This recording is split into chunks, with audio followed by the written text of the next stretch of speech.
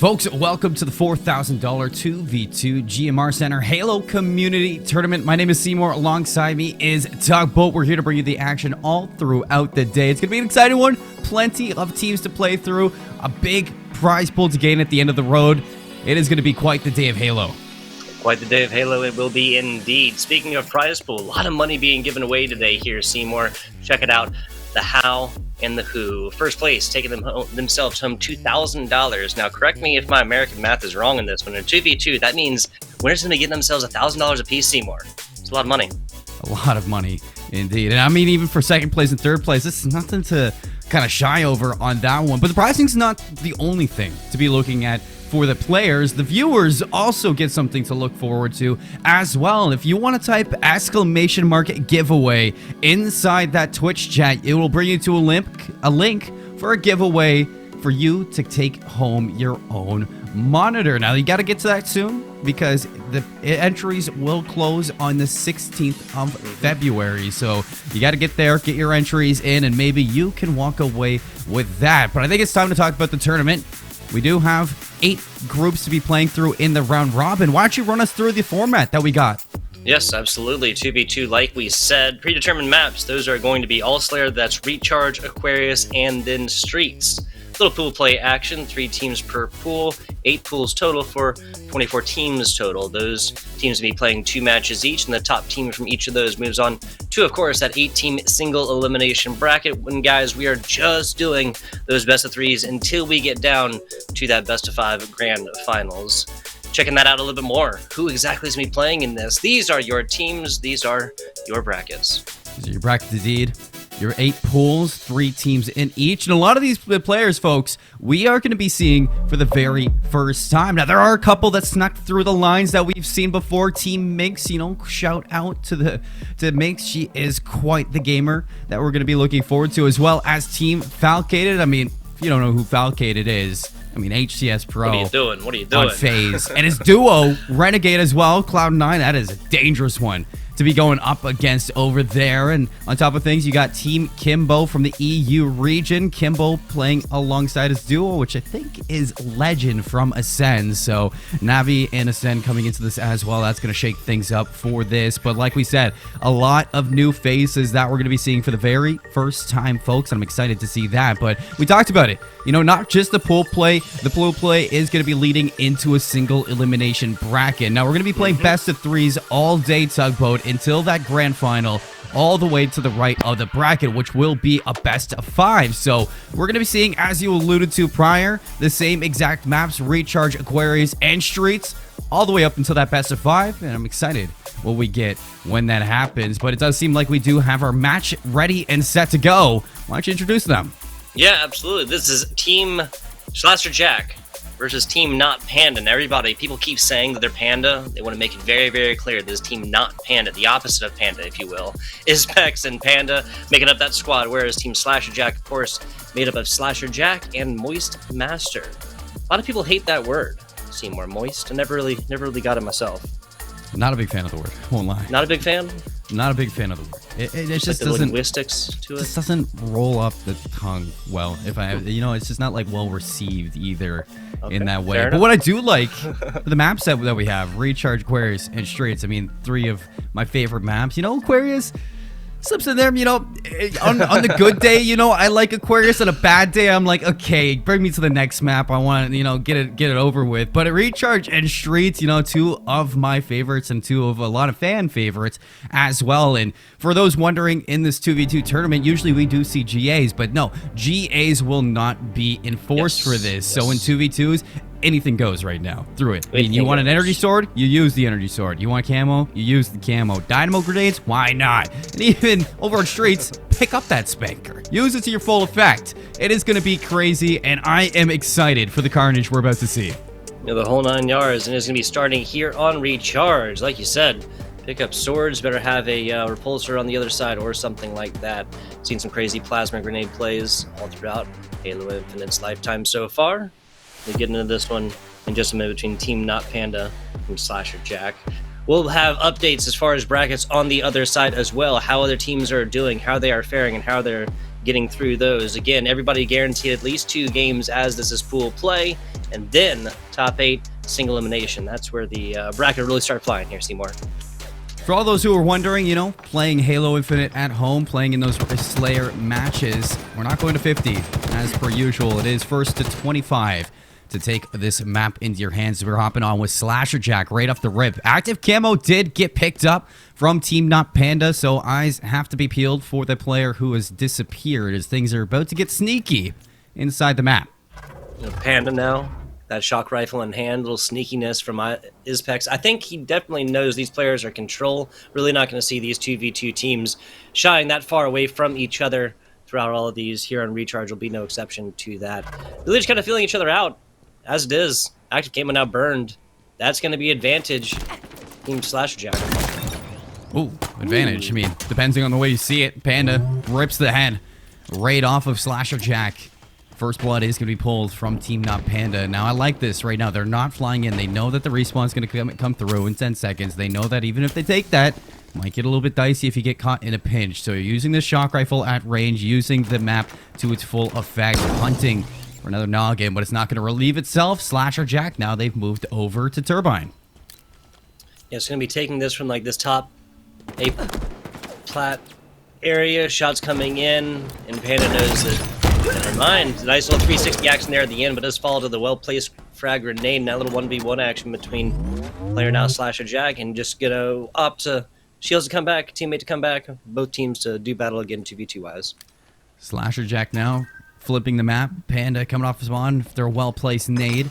Looking to relocate with the teammate. Nade's coming through. Slasher Jack eats them both. Teammate not going to be there for the trade. It is going to be the collapse from Team Not Panda. 4-1 now to open things up. A 3 life advantage. And Camo coming up in 3 seconds. You're going to keep your eyes on that power-up. Panda providing some shots in. Really just going to cover his teammate initially. Not Panda. I mean, they say that Panda's not aggressive animals, but we're seeing something different right now. 4-1 advantage right now for them against Team Slasher Jack now. Active in hand. Doesn't want to run and give that one away for right now. Up to the front, and that's going to be the element of surprise paying off in spades here for Team Not Panda. Once again, Active Camo providing everything in a bag of chips for the team that picks it up. Yeah, Panda, good shots. The finisher from Ispec. 6-2. Camo's going to be ran out now. As you see the respawns flooding on in through pipes. Well-placed nade is going to tag up Slasher Jack, looking to flush them back into the turbine for the closed door. That Panther is looking to shut. Ispec, good shots, breaks the shields, but he's going to take some damage as well. So the respect being shown from either squad.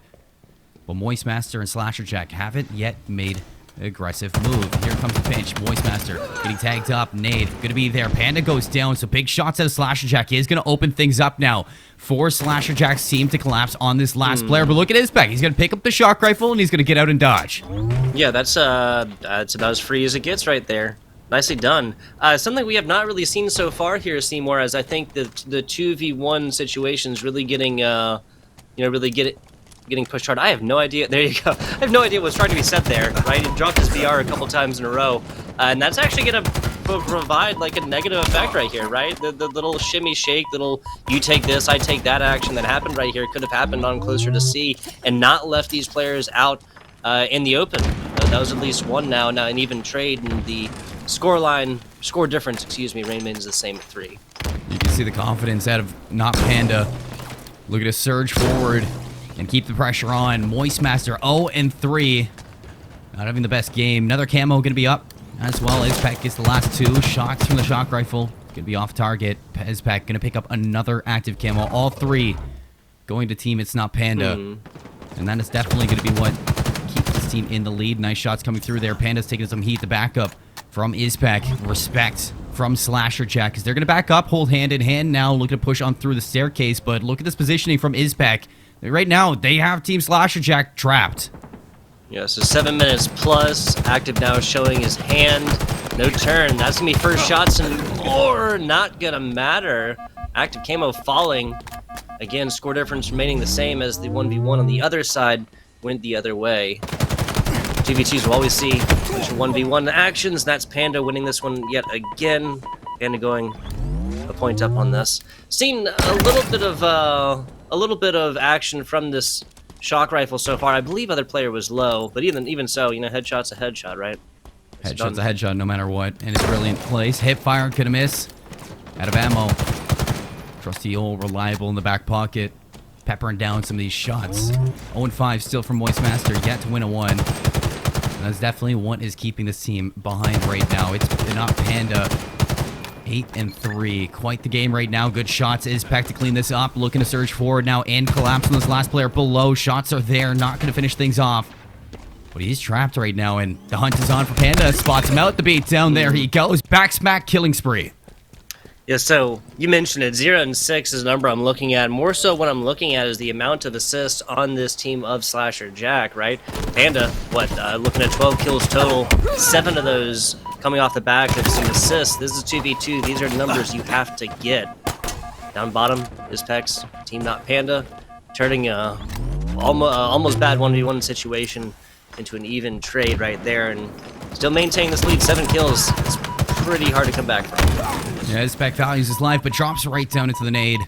2 big kills. Had a Slasher Jack. 8-13. Active Cam was going to be up, and look at this. Slasher Jack making a proactive play to pick up this power up. First time we're seeing it in the hands of Team Slasher Jack. Ooh, slips away as well.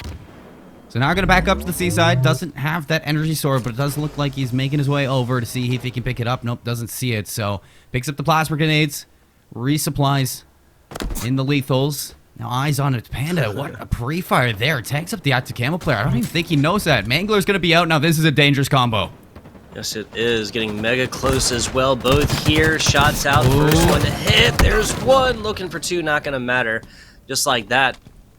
Team Not Panda. They had an 8-kill lead earlier. Now we're only looking at 6. Still very, very hard. But just like that, Moist Master finding the first K and getting assist on the board here. Would have liked to see him use that Mangler a little bit better. I thought the BR was the weapon to use. Here comes the pinch coming through. Jet Slide's going to miss. Going to collapse now from each side. The pinch is in. Izpek from one side. Already tagged up. There goes the first. The headshot. Actually, it is the electricity from the shock rifle to get that kill. And then Izpek cleans up Moist Master. So what a play from the dynamic duo so far. And it's Team Not Panda.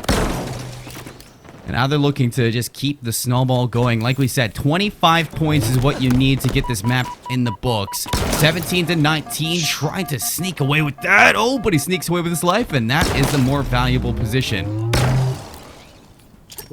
Well, obviously, Observer came a little bit late. Almost looked like he shot the teammate there. That is not what happened. Some fantastic shock rifle plays coming out already. Pushing into this bottom A. They know Moist Master is by themselves. It should create a little pinch action from the other side. No, they're both coming from A, and Master wisely just decides to back on up. Little bait and switch action. Panda falls to it. Slasher Jack finds that one there. Now, advantage the other side. Just like that is Pex. Picking up active. Team Not Panda, what, 3 for 4 on these now? 3 for 4 indeed, and gets a showcase in the Halo Infinite's grapple hook as well. You know, big addition to the Halo franchise, and it is being used to full effect right now. Mangler gets picked up. Here's the beatdown, going for 2. Gets the kill onto 1, 19-10. Can't get the trade, though. Moist Master is there to go 1 for 1. Now on the escape. Didn't see where it's Not Panda is going to be, but it looks like he respects it. And this is going to be Moist Master burning the power up, keeping them at 8. Yeah, I like the burning of the power-ups, right? But at the end of the day, this is a Team Slasher Jack squad that is down by 8 points. This is 2v2. That's 4 full team wipes. They have to get aggressive, and they have to do this right now. Otherwise, they'll simply fall to the sand in the hourglass, Seymour. Yes, they will. 1 for 1 trade is just not good enough. You're going to need to see some proactivity out of Team Slasher Jack, but here we go. But Not Panda, starting to pick up the pace here, starting to put the pressure on. Energy sword in the back pocket. Spots out Moist Master. Shots could be ringing out. Spotting Slasher Jack on the exit. Can't get the shots to finish this one through. Look at this. Cowering in fear on the escape. Our Team Slasher Jack right now trapped inside pipes, and you have that energy sword. If you get nice, close, and personal, this is where Rip and Tear is going to be brought to a new meaning. It really is. Up close and personal. That CQC, that close quarters combat. Used to have an entire Spartan for it, right? We'll get a lot more soon. Batteries, that's where the push is coming from. Slasher Jack finds 1, looking for a second right now. On the outs, back to pit, jumping up to bottom control right now. And Izpex gets out free. Excellent play from Isbek. 2v1, not the fight you want to have. Active camo coming up once more, and 3 for 4, looking for their 4th one. Up in 2 seconds. You can see Not Panda taking a 2v1 on that, getting a little bit over aggressive, and it is going to just distract them while his teammate picks up that camo. Moist Master gets spotted. So does Slasher Jack. Isbek biding the time, waiting for the reinforcement to come in. Smart plays right now. It is. Patience is going to be key. 2 frag grenades instead of just 1 plasma might have been a different story, but I can completely agree with this. You can see Ispex really wanting to take the first shots once 2 pop up. It's just almost a guaranteed L at that point, even these higher level players. Looking on to active right now. Looks like Team Slasher Jack not really playing with the giddy up in their step, as they say. A lot of respect from both teams, even when you're up by 7 right now. Not looking to push too far and give up this lead. Isbek, they want to keep it nice and safe. 1 minute on the clock as well. They've burned this whole time bank through so far. On both ends, nice shots. Adam Moist Master off the team play. It is going to take down Isbek. Can't find the trade just yet as both these players playing their life efficiently, throwing shoulders, not allowing Not Panda to get the shots off. Listen, a lot of pressure from up top. That 8-kill lead shaved to 6 right now, but once again, gotta get aggressive right now or just lose to time.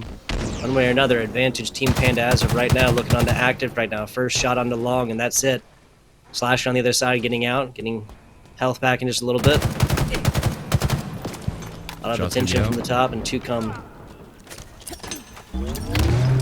Nade, looking for the pre-nade on both sides, very tagged up. Is going to be 1. Panda's going to finish him off, and the nade for the second predicts where the player's going to be, and nice usage of utility. I think that second player might have naded themselves, and he got the for it. Who knows? Oh well. 1 second, 2 seconds. That is 22-15 for your first game, Team Not Panda. Once again, people keep saying that they're Panda. They are not Panda. Winning game 1, 22-15. Not going to see the kill limit on this first one. Instead, going to time limit here, Seymour. Now, this is interesting, too, seeing a lot of these teams for the first time, folks. And the respect coming in on both ends, you can see that. I mean, there's a lot on the line for these players to play for. I mean, $4,000 in total for prize money. And to get out of the group stage, you need to win 2 of your matchups. So you need to walk out on top because there's only 8 spots in the bracket play for you to receive. So you can see that there's a lot on the line for these players, and they are playing it very respectfully on both ends. You look at Panda, 14-9, putting up the numbers. So was Slasher Jack, 11-11. But you look at Moist Master in comparison to Isbek, and 4-11, just not putting up the numbers that you need to go toe-to-toe with your opponents. And it shines right there when you do look at accuracy for both of these teams. You can definitely see that Isbek and Not Panda playing on the same page. Yeah, absolutely. Honestly, all these numbers, except for the one, right, really, or all these KDAs, excuse me, except for the one, really not that terrible by any means.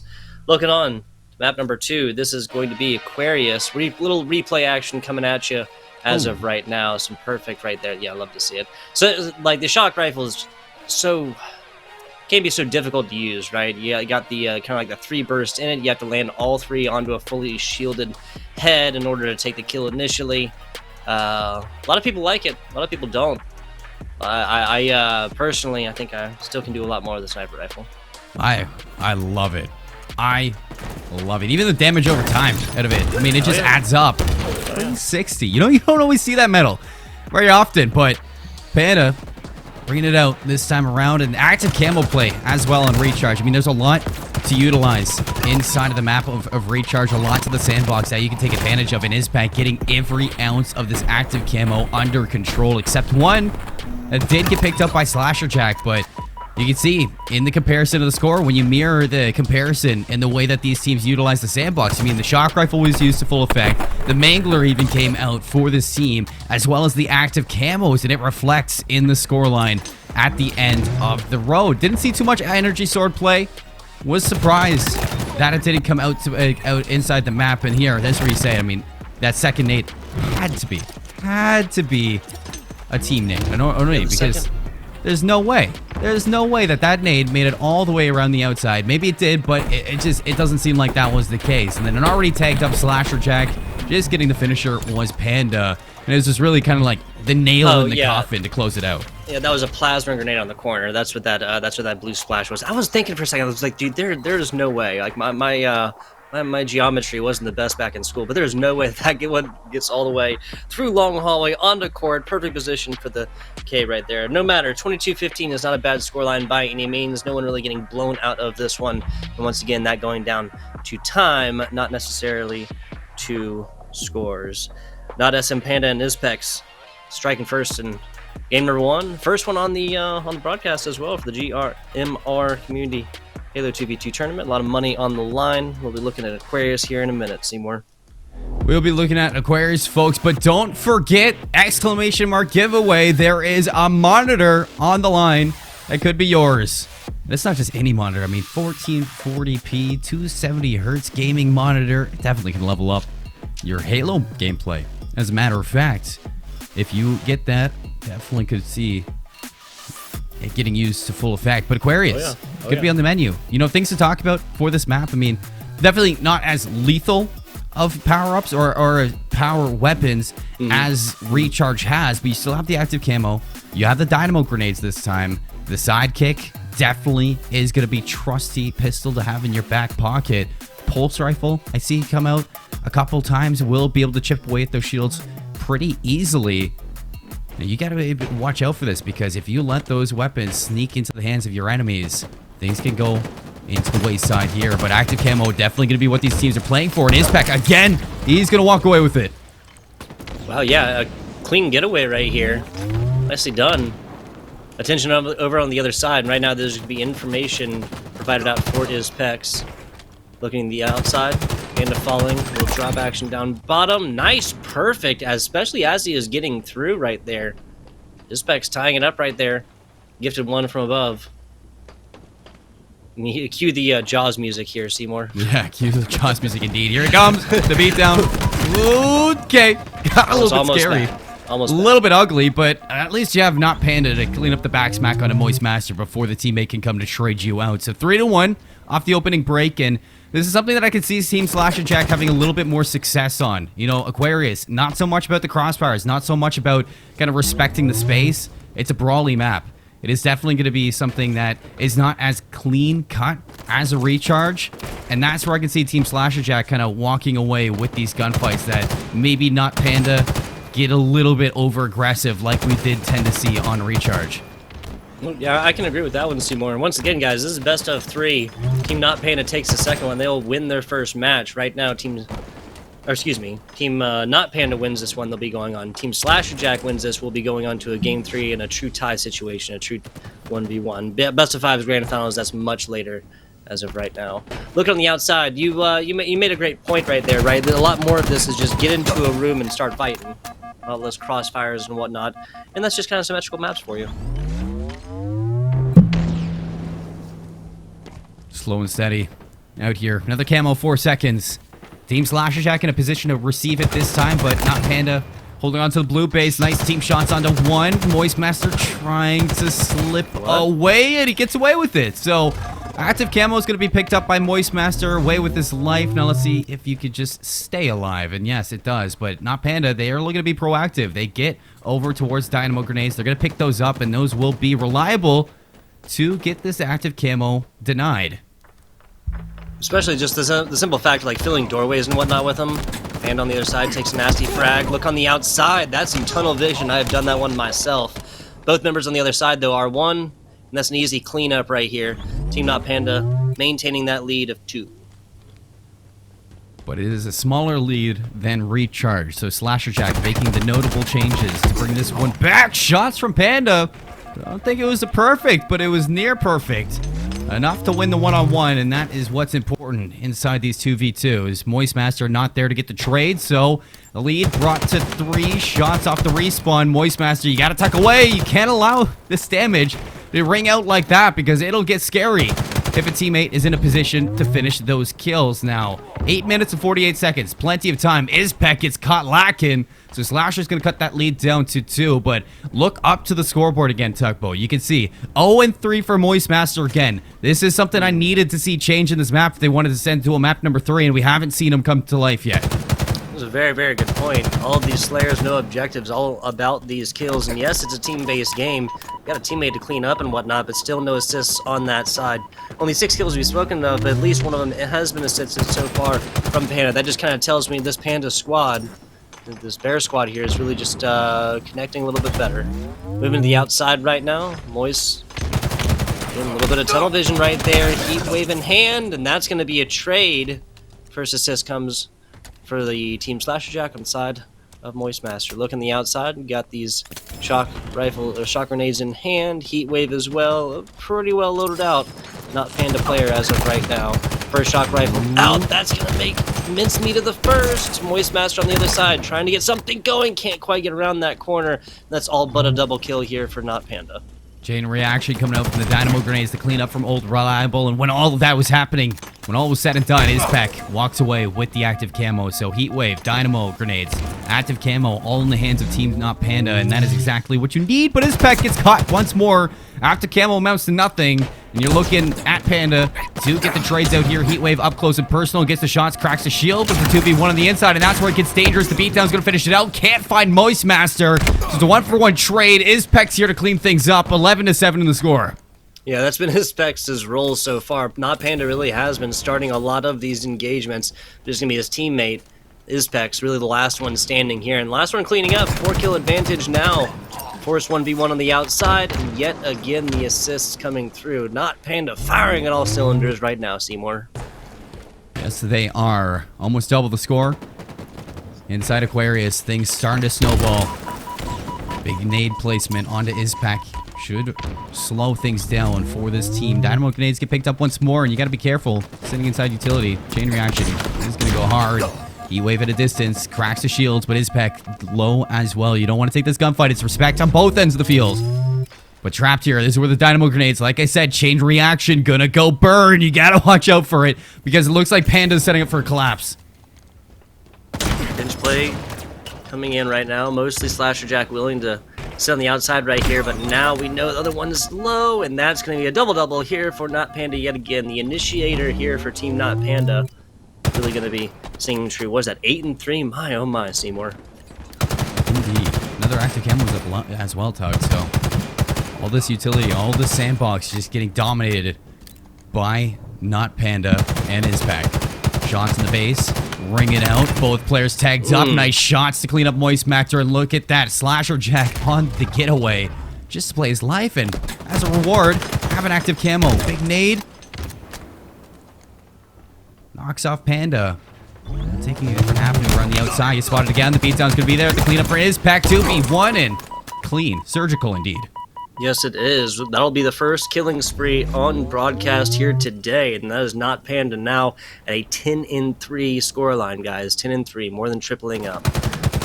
Forced to the outside yet again. Kind of pauses for just a second, but is seen out right there. Melee and more. There goes the double-double, and Panda takes it without even a shot on top.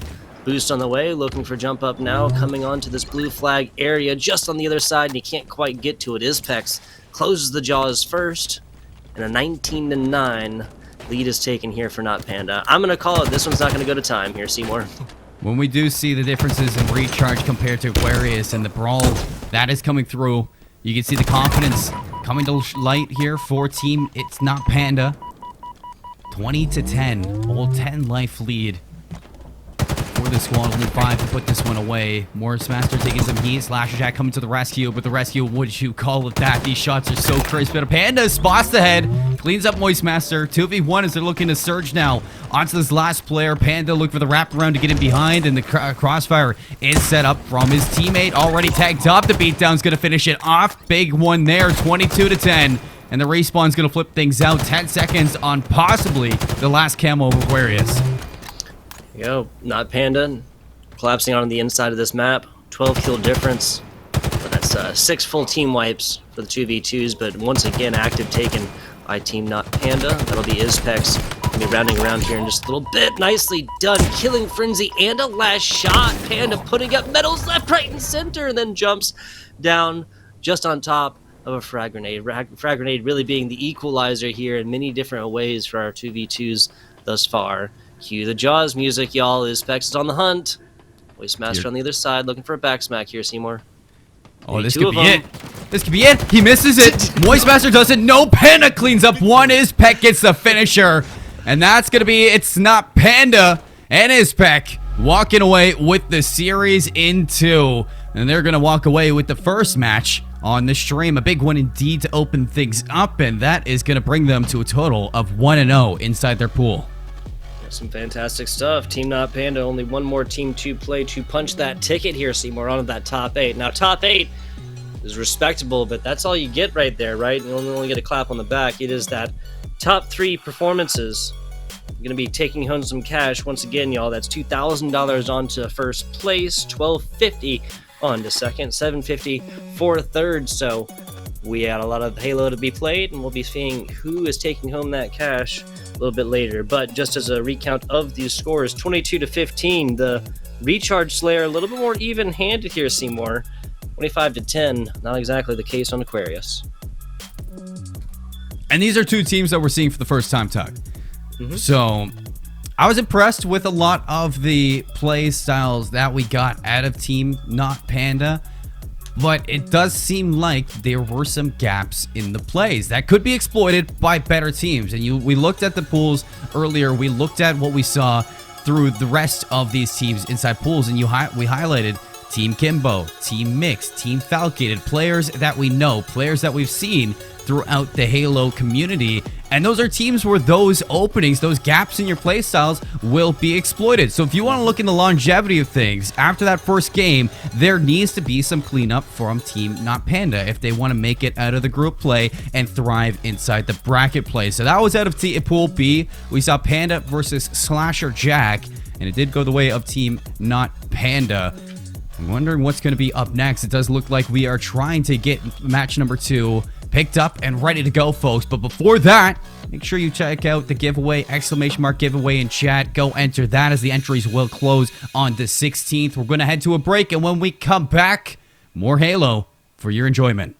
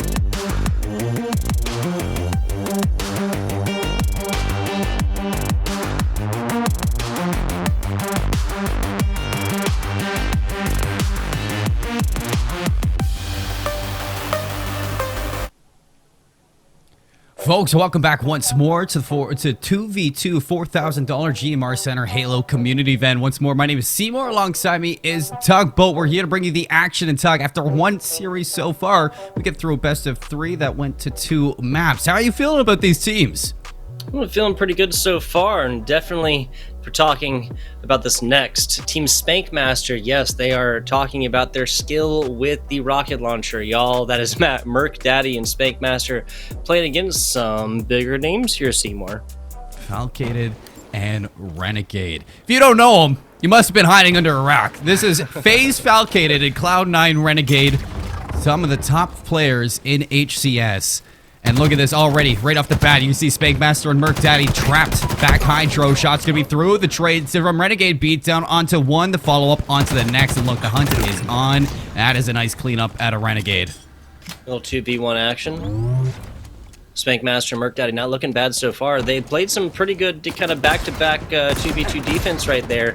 It's gonna be a little Wrangler action out front, and then Renegade traded afterwards. Once again, gotta say, Team Spankmaster.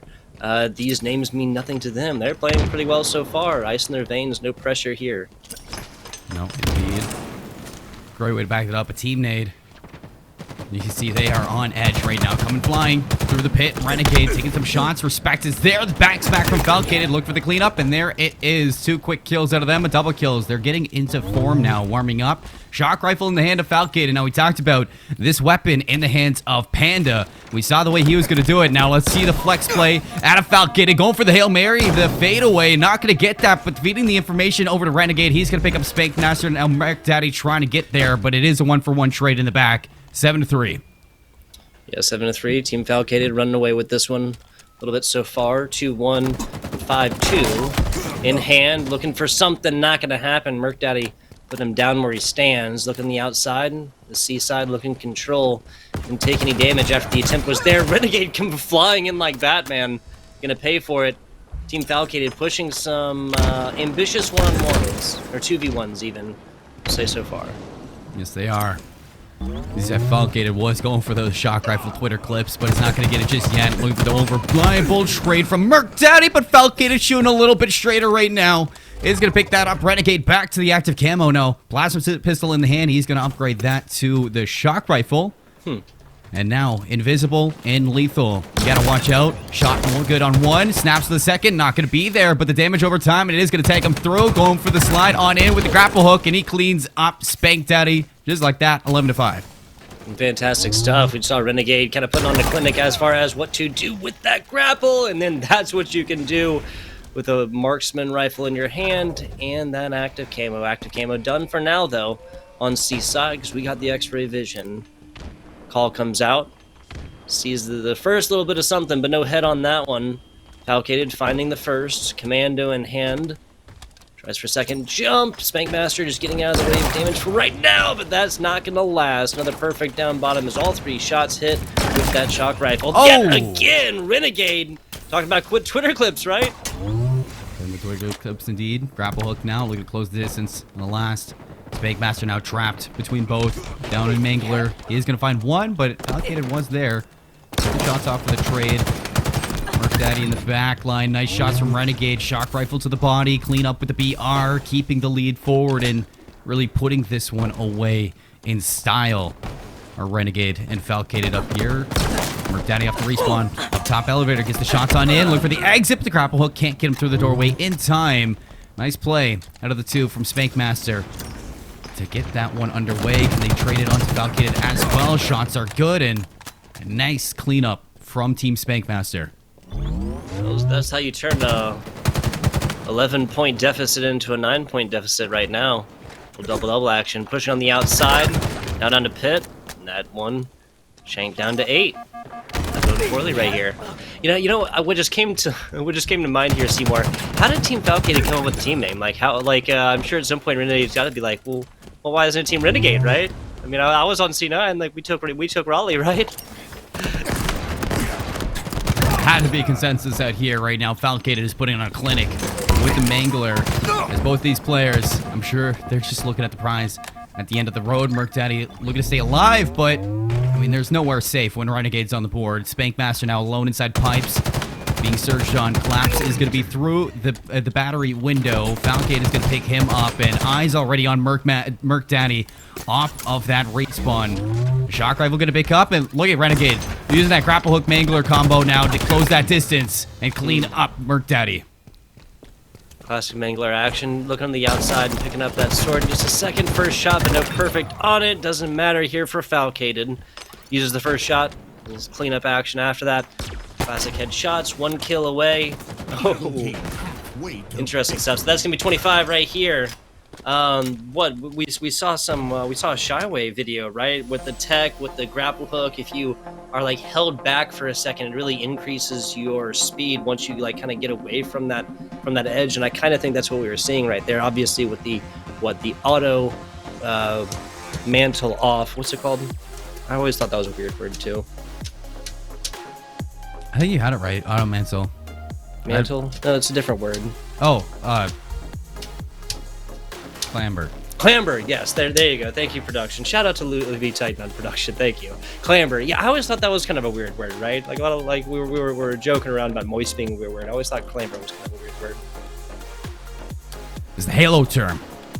It's what we're used to over here. I suppose so. So we got 25-9 at a Renegade and Falcated off that, and they are sharing the glory. 13-5 at a Renegade, 12-4 at a Falcated. Spankmaster 1-13, but it was Merc Daddy finishing off on the damage provided from the team to put some numbers on the board. We take a look at the replay from the series, and I mean, it was a great start, like you highlighted, out of these two, you know, playing the defensive 2v2s in style, but then as soon as the power-ups started going the way of Falcated and Renegade, and they started to pick up some heat and warm up, you saw things kind of get a little bit out of hand. And I mean, you talked about the Shyway videos. Well, I saw Falcated, I mean, putting the tech to use constant time in this one, and that shot from Renegade, so crisp. I mean, it's what you expect from two HCS pros, from the Rally champions as well, from Renegade. And I mean, Falcated, FaZe Clan, they are definitely top 3 on the days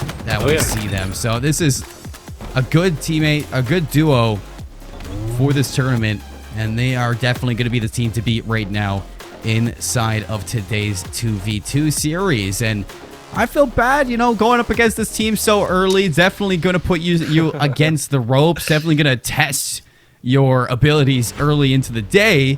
But I mean, hey, I always say, in every sport, in every esport, if you want to be the best, you got to beat the best. Right now, getting matched up with them right off the rip, this is where you need to show up. I hear you. I hear you. Just I have to wonder, like, what the mental is like, right? Your team Spankmaster, you come in, you see it's your in the same pool as Team Falcated. It's just, you gotta hope to be playing Sir Plunge first, right? Not saying the Sir Plunge is a bad team by any means, but there's a reason why we've been singing the praises of Team Falcated so far. 25-9, the most one-sided match we have seen on broadcast so far. 22-15 and 25-10 a little bit earlier. But yeah, imagine just getting paired up in that pool. It's gotta suck. Like reading some names, like, you know, I've been there before, right? Somewhere it's like, are these actual those players, or those, like, you know, players playing under these gamer tags to try and instill fear into the heart of their opponents? And you kind of get in, and then you see Shock Rifle play like that. Beautiful. Folks, if you're just tuning in, this is the $4,000 2v2 GMR Center Community Tournament. And if you're looking at the giveaway as a viewer, for you to get a nice monitor, you can head over, type !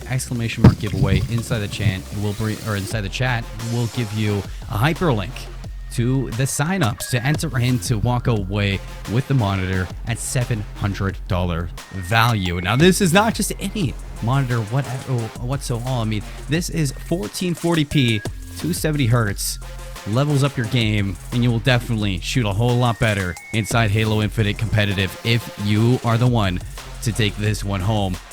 I know for sure I'm going to be entering this one when we go on break, so you guys better watch out, because if I get that, I'm going to tear it up on ranks. I don't know about you. There you go. You'll be at Anaheim by the weekend, right? Oh, yeah.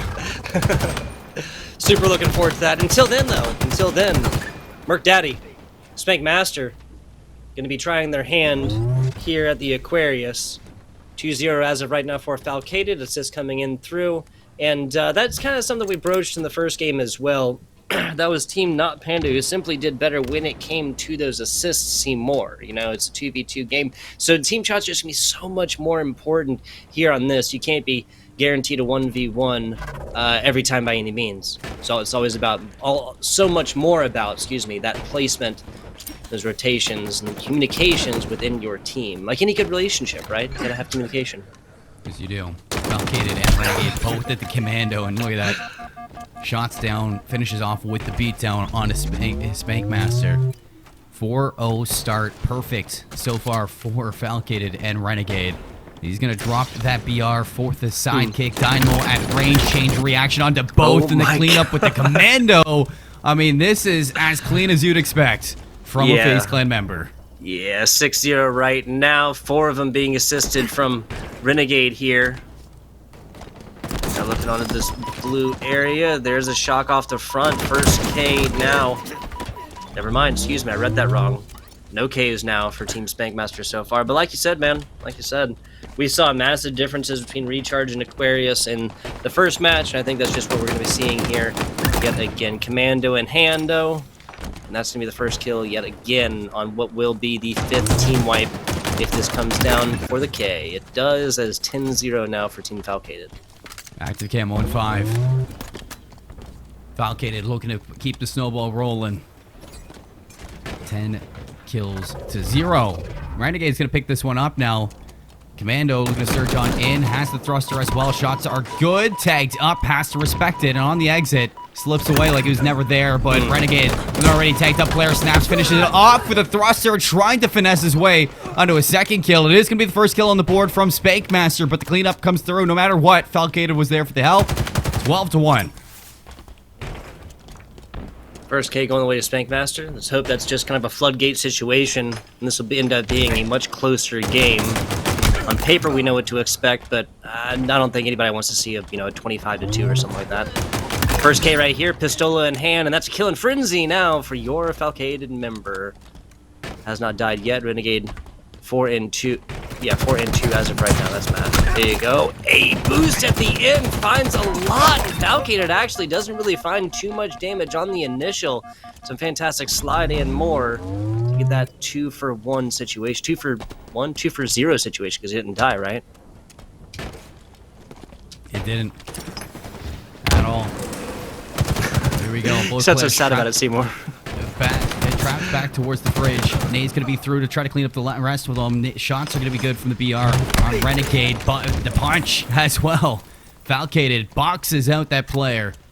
18-2. This is looking as good as ever right now from the duo Falcated and Renegade now. 8 minutes on the board. There's plenty of time to finish this one off, and only 25 is needed. Look at them. They're just practicing the jump. They're just trying to get it going for. It's a very important one. It's a very important jump within this map, though. But yes, like you said, Plasma out for the one right here. 19-2. We might know the way this one's going. 13-1, 14-1 out of Falcated. Another active cam was going to be picked up. 4 kills left. And they're going to be moving on inside their pools. You see the spawns coming up on the opposite side. Nade chucked from Falcated. No information here on where these two players are, but it's only a matter of time before they smell blood in the water. How interesting is it these pro players, pretty much always pick up sidekick and then lead out most of the time with that in hand. Now this one was just a little bit farther away. 15-0 as of right now. The 1 being the assist here from earlier. No deaths quite yet for Falcated. But yeah, close quarters, we'd almost guaranteed to be seeing this Pistola in hand. That's what we get with Falcated. 2 frags out. Shot. Okay.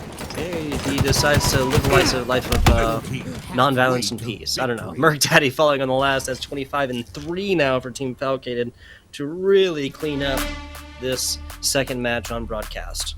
Falcated, he got the running right. He got it, and he was okay. He's like, Renegade, you can clean it up. He's conquered all worlds. He wept for there no more kingdoms to conquer. Than just that. So, it's a 2-0 from Team Falcated, folks. Something you expect early on in this, and something that might be of pattern throughout the rest of the tournament. This is the team to beat inside the bracket. Falcated and Renegade. 15-1 from Falcated. Running Riot was acquired. Renegade 10-2. I mean, these are superstar numbers. Merc Daddy and Spankmaster. It was a tough matchup. Not easy to win against these two here. And honestly, a lot to learn from playing against teams or players of this caliber. So the experience, it's something to value in its own right. But I mean, Falcade and Renegade making it look as good as ever on Aquarius, and Recharge does look like we are going to get into some replays, but not just yet. Type mode. No, we do. Replays. Going to be on board from this, and it was the Falcated show for a lot of it.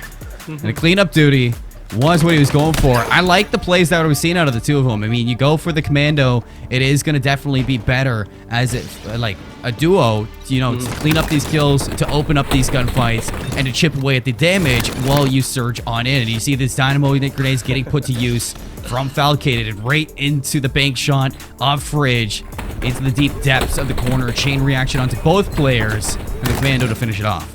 That's about as good as placement as he gets it. Obviously, putting it right there as well guarantees the player is even leave that Fridge side, and they'd still be hit by the shock grenades. But let's see that in instant replay. And that's love to see it. Love to see it. Pistol in hand, first little damage out, and that was going to be the 10th kill there for Falcated. Getting towards the end, dropping once, you know, giving one up at least a little bit. And I think the big difference between some of these top players and other, you know, very skilled players, but not necessarily HCS players, is kind of what we've seen right here. There's the difference with these movement abilities, right? It's the difference with the grapples. It's really what we saw on display earlier on Recharge. Both of them, Renegade and Falcated, with that grapple shot in hand, really able to do a whole lot with it. Here on Aquarius, that was more so the thruster show. As it is, though, I think we're waiting for next match. Seymour, you got anything else for the good people before we go to a quick break? Well, the thing is about Halo, and it's what I like out of HCS players, and they really kind of flex their knowledge for the game, because Halo, it's a game of chess, talk about in an FPS style. It's a lot to take down your opponent. You definitely need to be on the same wavelength with your teammates, and every minute movement that you make is going to have to be put to full effect. So we see it from HCS players all the time. Every little thing that they do, it amounts to a lot in the long run of things. And we see it out of Falcated and Renegade, just covering the whole map in seconds, using every ounce of the sandbox to full style, and really closing out on that in a very fashionable sense. I mean, only dropping 3 kills, it's just because they're all over the map. They're everywhere, and there's just no room to breathe against a team that's putting on that much pressure. I want to take a look at the pricing, though, for the folks who are just tuning in, because if we take a look at what's on the line for these squads, you know, we can get a better understanding of what to play for. If you're just tuning in, this is the $4,000 2v2 GMR Center Halo Community Tournament. In the first place, taking home $2,000. Second place, taking home $1,250. Third place, $750. So a lot on the line. A lot for these players to be playing with. And what we just saw at a Team Falcade and Renegade, that's the team to beat if you want that $2,000. Yes, it is. Yes, it is. Taking down Team Spankmaster 25-9 and a more even-keeled game number 1, then going on to a 25-3. Yes, again, Team Falcated. That's Falcade and Renegade, really the team to watch. Back with you guys in just a minute. Don't tune away. Seymour and I would take it personally, y'all.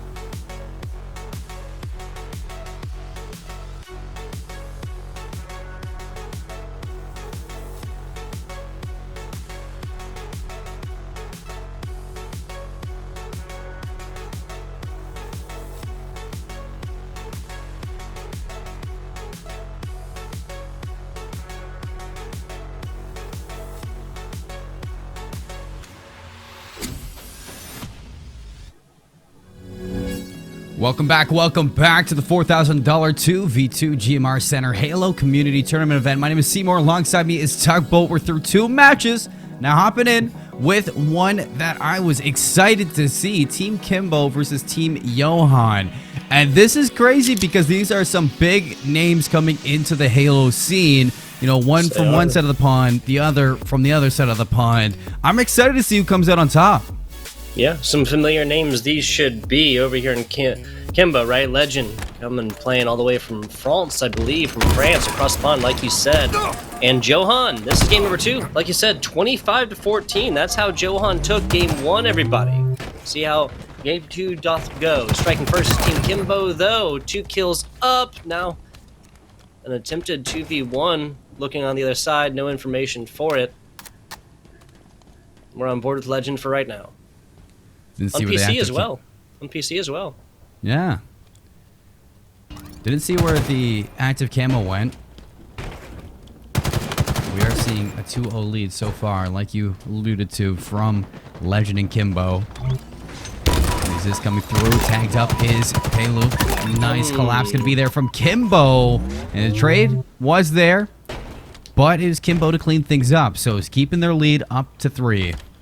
Yeah, I think Team Johan actually hit, I think that was Pelu who hit a teammate with shot grenade on the side, getting his teammate a little bit lower there, but just like that, Johan puts up not 1 but 2 little double-double action. 3-2 now for Johan the player, Johan MC, not the team.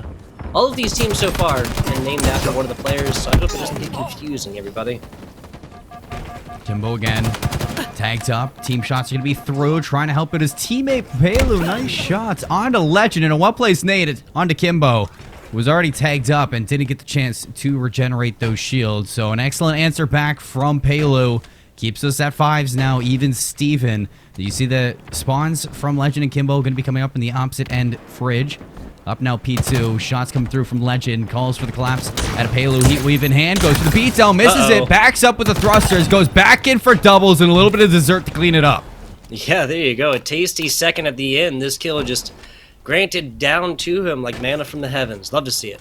Love to see it. Team Johan taking the lead now here on Aquarius. Once again, everybody, these are best of 3s and Team Johan took that game number 1. That was 25-14 as well. Johan takes this one. You've seen Team Kimbo a little while later, but not in this competition. He waves going to be dropped, calling for the active camo player to grab it. Nice lunge at a Legend. Is going to be able to finish off Pelu. Coming in, though, with that heat wave is Johan. Finds both of them with the trade beatdown, though. Kimbo is going to be able to shut down that active camo, so nullifying further effect out of that power-up. 10-7, a 3 life advantage for Team Johan. And off the respawns, Team Kimbo, can they resurge and tie this one up? Pelu's going to go collect that heat wave, turns around to get some team shots in with Johan. Onto Legend, the shots are good. Kimbo coming in for some help, but nice play shots from the head from Pelu to finish that one off onto Kimbo. Now Legend on the escape, gets spotted out from this heat wave's going to be pulled up. The hunt is on. I don't think they know where Legend is. No, Johan does. Going to get the shots in, and he's going to be able to clean him up. Yeah, a little ring around the rosy ends in a Team Kimbo loss right here. Now down by 6. Count them, 6. That's 2 hands here, Seymour. Team Johan really firing on all cylinders. 7-4 for Team Johan. 6-3 for Pelu, both with 3 assists on this one. They're flirting with or just above that 500 kill-death ratio for Legend and Kimbo both. Really gonna have to pick it up here on Aquarius. They have to take this one just to tie it here, Seymour. Shot, nice punch down. Out. Pelu kicking it well. Bad raid let loose. The toes of Kimbo. Cleans him up with the BR shot as well. So keeping that lead forward. Trade from Legend off the respawn. 3 seconds on another active camo. So where the setup's going to be. Dynamo Grenade should be slowing this one down. Kimbo is trying to push on through that. Heat wave at range. Looking for the bake shots, but nice jump from Legend. Gets the shots up from the side. Trade's going to be there. Big one-on-one now for the active camo. Dynamo Grenade was picked up from Johan, so he's going to block off that player, grab the active camo, and get out and dodge. Yeah, and so at a 16-9 ratio right now, we're looking at a decently similar, numerologically similar, right? Between 25-14 in game 1. Now looking at a 16-7 10. Plenty of time to bring this one back. Kimbo's got to know it, though. Call comes out on the bottom mid. Now that's below this planter's side right now. Jump up. Shot punch making mincemeat right now with the heat wave. And Palu wins the one-on-one in the opposite end. 18 to 10. Off the respawns, Legend's going to get spotted. The call from Palu's going to be there, looking for fun on in. One-on-one, the thrust forward. It is a trade. So Palu making the best out of a bad situation. But Kimbo answers back with the kill on the Johan from that utility closet. It is going to bring us 19 to 12, folks, just tuning in. This is first to 25, so really close. Johan only needs Aquarius to put away the series. Team Kimbo, they need to take this to push to a map number 3. And Johan are making tough work right now for this Team Kimbo squad to bring this back. Off the respawn, bottom P is where Palu is. Johan, opposite side of the map. Legend and Kimbo rotating over to Dynamo. The outside. Top car over there above these shot grenades. But so far, Legend and Kimbo really playing this one not pensively, but honestly wisely. This is just smart to simply come back, take this a little bit slower, down by 6. Really gotta look at that game plan, figure out what it is that you did wrong, what it is that you want to do right. Legend, Palu, both falling even trades, which of course will go the way of Team Johan because they're up by 6. Plenty of time left. I can't imagine this one's going to go to that one somewhere. E-wave again. Shots to the side. Big trade from Legend. Palu's still alive, and the shots are still good from both ends. Nade on the noggin. Legend's going to have to back up and respect that. 21 to 15. 6 life lead. Kimbo inside closet. Here's the jump up now. From Legend. Shots onto Palu. Where's the respawn from Johan? It does seem like it was in the opposite end base, so the call is going to come out to rotate in turn. See if they can flip the map out on Johan. Spotted out, picks up the thruster. See if he can close this distance. Now Palu coming out to help his teammate out from up top. Puts the shots down and look at Legend. You know you're at the deficit. You can't afford to give up any more lives. So really valuing their lives in these 1v1s. They are. They are. Johan on the other side. Legend now engaging with him. I think he was down by a shot. Yes, and that everybody watching this, just try and think about, you know, there's a single shot on him, barely won 1v1 situation on a Legend. It's not always about, you know, completely winning those 1v1s in these 2v2 and 4v4 situations, right? And unless you're playing some sort of free-for-all, is that initial shot can be so important. As it is, though, Team Kimbo on their way back from this one, shaving a 5-6 point deficit, now down to 4. 3 there briefly. Now back to 3. Love to see it. Kimbo, Legend, not out of this one yet, Seymour. Bring this back. You gotta win those one-on-ones, though. You get the first initial shots if you're Legend. You couldn't finish it off. Big respawn in the closet. The collapse is gonna be there. Nade is gonna back Kimbo up. He needs to hit the deck. You need the Legend to come in for the help. He does. Finds Johan now. Palu tagged up, and Kimbo cleans it through. So 2 life lead now. 23 to 21. Kimbo are bringing this one back, but Johan, if they play it like they have been, these trades are going to be deadly. 22 to 23, a 1 life lead. Active camo's up. Active just got Grot. Yes, so Palu almost getting away with that one. Does get away with it now with teammate here. Not going to matter. Legend taking that one, taking Active out. There's maybe the last. No, excuse me. That was 23 to 24. Now we have a 24-24. Even Stevens right here. You got to be careful. Kimbo needs to back up. 1 life. And it's either going to be map 3 or 2-0. Johan on one side of the map. Palu on the opposite side in the closet. Dynamo's going to be here. Chain reaction onto both. Kimbo has to recharge these shields. And you see the respec's going to come through. Kimbo grabs the heat wave, looking to pair up with his teammate. Here comes the collapse from Johan. Are they going to be ready for this? Heat wave's going to be deadly in this close situations. You're looking at Palu and Johan to take it, but here it is. The heat wave shot's going to be there. The cleanup from is going to be onto Palu. Off screen, it was the beatdown. Johan didn't even need to take the gunfight. So Team Kimbo, they pull things back, they synergize, and they send us to map 3. There we go. That's what we like to see, some competitive matches here for your GMR community Halo 2v2s. Team Johan almost taking this one, shutting out Kimbo, and 2-0 fashion, not going to happen here in game number 2. We finally get our streets, right? Get a little tight action, right? This is something I want to call attention to. You called this perfectly, right? That second shot looks like it's hit, but that's actually a bank, and only the bare edge actually touches Johan. Meanwhile, attempted bank shots otherwise, but it's going to be Pelu who falls otherwise on the outside. Like you said, if this is a legend player that turns more of his attention to the one player overextended on the top, that would have been a much less, dramatic advancement. It was scary. I thought that bank shot was going to put him 6 feet under. And I thought he was about to do himself 30 and close out that series by his own hand. But no, luckily, Legend was there to shut down Pelu. And we're going to straights, like you said. First time we're going to be seeing this go the distance on stream. And a big one for both of these teams. Like we kind of set up earlier into this whole event format, only one team can leave these groups. So it's either Kimbo or Johan right now. This is a big matchup between both ends. Who's going to get into the bracket play? Streets is going to decide that. And we talk about Recharge in comparison to Aquarius. Let's talk about Streets in comparison to both of them. You back to the sandbox, which is quite lethal. You got the Stalker Rifle, you have the Spanker, Plasma Grenades, a Bulldog, and you have a lot to work with here. So right off the bat, Legend is going to slide down. Kimbo grabs a big shot onto Pelu, opens it up. Spanker's going to be acquired. The shot's going to miss. The cleanup from Legend now. Bulldog and Spanker in the hand of Team Kimbo. Hey, not a bad combination. Rocket left with it. You can take down one, then pick up their battle rifle afterwards. Rotating on into C right now. Both these members just really happy to set out right there. A little exchange of goods and whatnot. Bulldog going in the hand of the BER, and now the Stalker Rifle going with a single rocket left. Chilling on stairs right now, kind of pensive to go up. Top area, and Pelu gets snuffed out there. Well placed rocket now. 2v1 situations for Team Kimbo as they're pushing in the back now. Leaving PD, checking every area. Nobody wants to get back smacked on stream now. He checks it. Shots gonna be there. Bulldog finish it.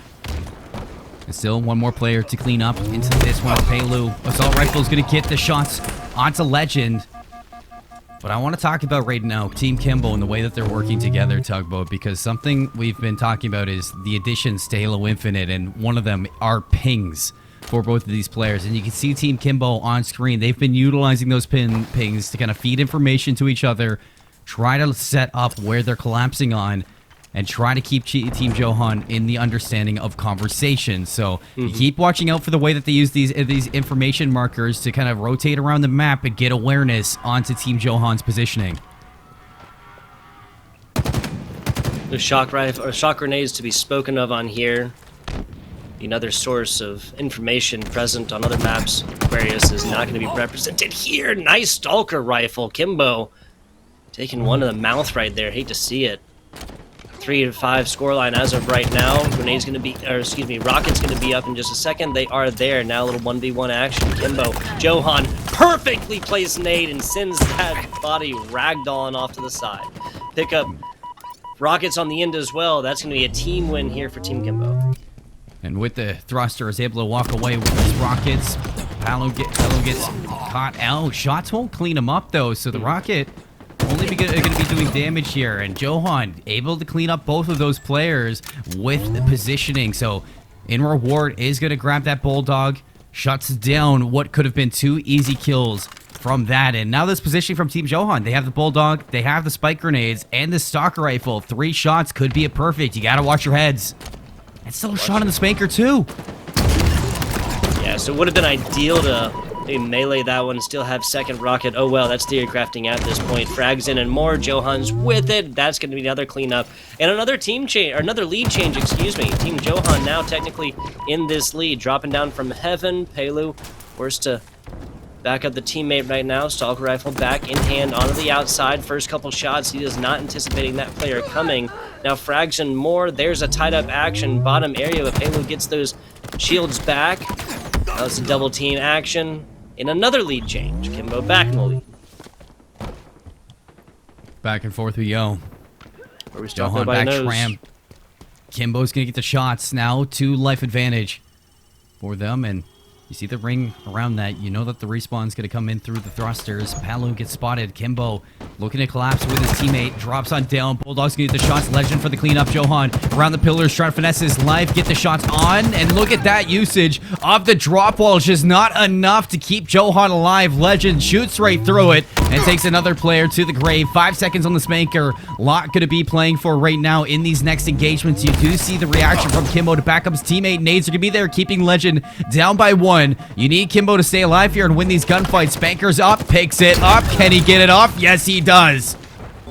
Nicely done. Little pickup action off the rack right there. Rocket in hand, but Pelu actually operating this one from the bottom. Forced to jump up and now into tires. One shot, 13-11. Kimbo barely managing to hang on to this lead on this one. Looking on the outside. Rotating through control. I love the awareness that both teams are giving onto this PD area, right? Like, there's so many corners here. The back A area that we saw taken out with the Bulldog. This just the full respect being given to this other team here in this tiebreaker matchup. Across from each other now. Plasma grenades are going to be recovered. Legend inside of red. Kimbo gets spotted. Here's a collapse. Nice nade. Legend cleans him up. 14-11. The trade there, but back and forth. Legend keeps them ahead. 15-12 now. What are they going to pick up? A stalker rifle, some plasma grenades, sentinel beam. A little bit of microwave action coming up now from Legend. Hands down the most irritating weapon in this in the competitive Halo format, right? Plasma pistol, at least we know what to expect. That's sentinel beam, man. Oh well. Johan following on the back of this A area. You're onto force wall. Legend. So with the teammate, both sliding out at the same time. Getting good cohesion between these two members. Johan will be jumping up from ATMs here soon, or pushing through top mid. Top mid, the more courageous push, looking like that character's going for right now. Back to ATMs, a little back and forth action. No frags in the hand to be spoken of right now. Trying to get out of this one. Johan over on the side, and another trade on this outside area, just like that. Johan winning 2v1 situation. Just narrowing this lead to 3 kills. 17-14, 5 seconds on Spanker number 3. Stalker rifle from Legend, trying to rail off some shots downrange. Not going to land, though, on mark. Spanker's up. Ping's going to be through from Johan. Don't know who picked that up. Looks like Kimbo's there, but Pelu going to split the line. Kimbo for the trades, 2 for 1. It is a big one right here for Kimbo. Now lead up to 19-15. Before life advantage, but we're going up to 25, and you still got this Bulldog in hand in the back pocket, trying to slip through the line. Shots are there, 3 shots to clean him up, and that's going to bring him to 20. The trade from the nade, well placed from Johan, and he's going to recover that Bulldog from the dead body. And the punch, oh, he cleans it up. I thought that was going to get ugly, but nope, Johan clutches up. Nicely done. Johan right here, cleaning that one up, narrowing lead to 3. What we're looking at right now is almost a full, back and forth action on this, right? Team Johan taking game number 1, that was 25-14, as close as it gets. The 25-24 nail biter there in game number 2, and now Team Kimbo extending their lead to 5 kills. They wanted this one like they needed their next breath, Seymour, and they are about to take it. So they are 3 kills, and they're going to put this one in the history books and punch their ticket to bracket play. Kimbo in a big one-on-one with Johan. You saw the beatdown coming through. Is the help there? It is, but it's getting cut off by Legend. Pelu does win this up, but he's sagged up, and Kimbo to the rescue is going to push him to 24. The stick from Pelu. I didn't see that come through. The spike grenades can slip the lines here and there. 1 kill remaining for Team Kimbo to move on, and here's Legend hunting for that. Spots out Johan Planters. Here comes the help, and he gets the shots done. That's going to be Team Kimbo putting away this best of 3. 25-17, I believe it was there towards the end. Man, Johan had such a good look at this coming in, right? But once you go down to that, the 24, kill total, everybody knows, you just got to back up, got to give space, got to really respect your opponents. That had not happened right there, and a clean 4 shots comes in from 2 players very, very quickly. Clean this one over on to this Planters. 25-14 is Johan's first game. 25-24, again, as close as it gets there, game 2, 25-19, excuse me, not 17, here for game numero tres, and Kimbo is going to be taking it, moving on into this one. I think we have a little bit of, solidified brackets on the other side of the pool play. Let's take a look at that one. Team A, or Group A, excuse me, Team Bunnies, Waddles, going to be moving on to the single elimination top 8. Of course, Group D, that's Team Falcated moving on. We saw one of their matches earlier. And H, Team Mercury, taking 2 dubs right there over Team Snake Sizzle for 1 until Team Lil Mork 74K on the other side. So we got 3 of those solidified right now. Kimbo beating Johan in 2-1 fashion here in this group, E?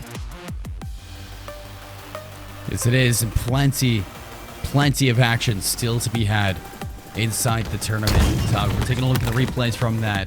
And something that really didn't, I guess, push this lead that I thought it was the sandbox that we saw. Like, yeah, the Bulldog was getting put to use, but the Spanker, a lot of missed opportunities when it was on the board. Yeah, it was kind of finding one here and there, tagging up the players, but you did see the kind of adjustments from the teams when they did lose out on Spanker. They weren't really letting it kind of push that advantage any farther than just 1 kill. And this right here, Kimbo finding that shot onto Palu and Johan, who slipped into Arcade, finding the shots in the back. The fact that they were able to clean up not just both players, but recover the Bulldog and a Spanker shot. I thought that was going to be a catalyst to turn this raid around, but I mean, just like how Palu and Johan adjusted, Legend and Kimbo off the respawn, they don't allow this to kind of make matters worse. They recover and they resurge and they keep their lead ahead, maintaining a 2-life advantage for most of that until you saw Legend and Kimbo really putting the pressure on with that Bulldog, getting up close in the face and walking away with some trusty 2v1s that Palu and Johan just couldn't recover from. Yeah, Bulldog really having a big hand in a lot of those team wins and the 1v1 wins, especially in kind of the second half of this map. The amount of lead changes, I lost track of, Seymour, in the first half of this. But like you said, Team Kimbo really maintaining that 2, 3, or 4 kill lead the second half of that matchup. As it is, Team Kimbo moving along here. Love to see it. Love to see it. Some cross-pond action going the way of Team Kimbo over Johan. And gotta say, not just numerically, but obviously going down to the third map, this one being the closest Halo matchup we have seen on stream here today, Seymour. Closest one we've seen, but it is not over yet. Plenty of 2v2 to be seen for the rest of the day, folks. We're going to head to a break, and when we come back, it looks like we're headed to the bracket.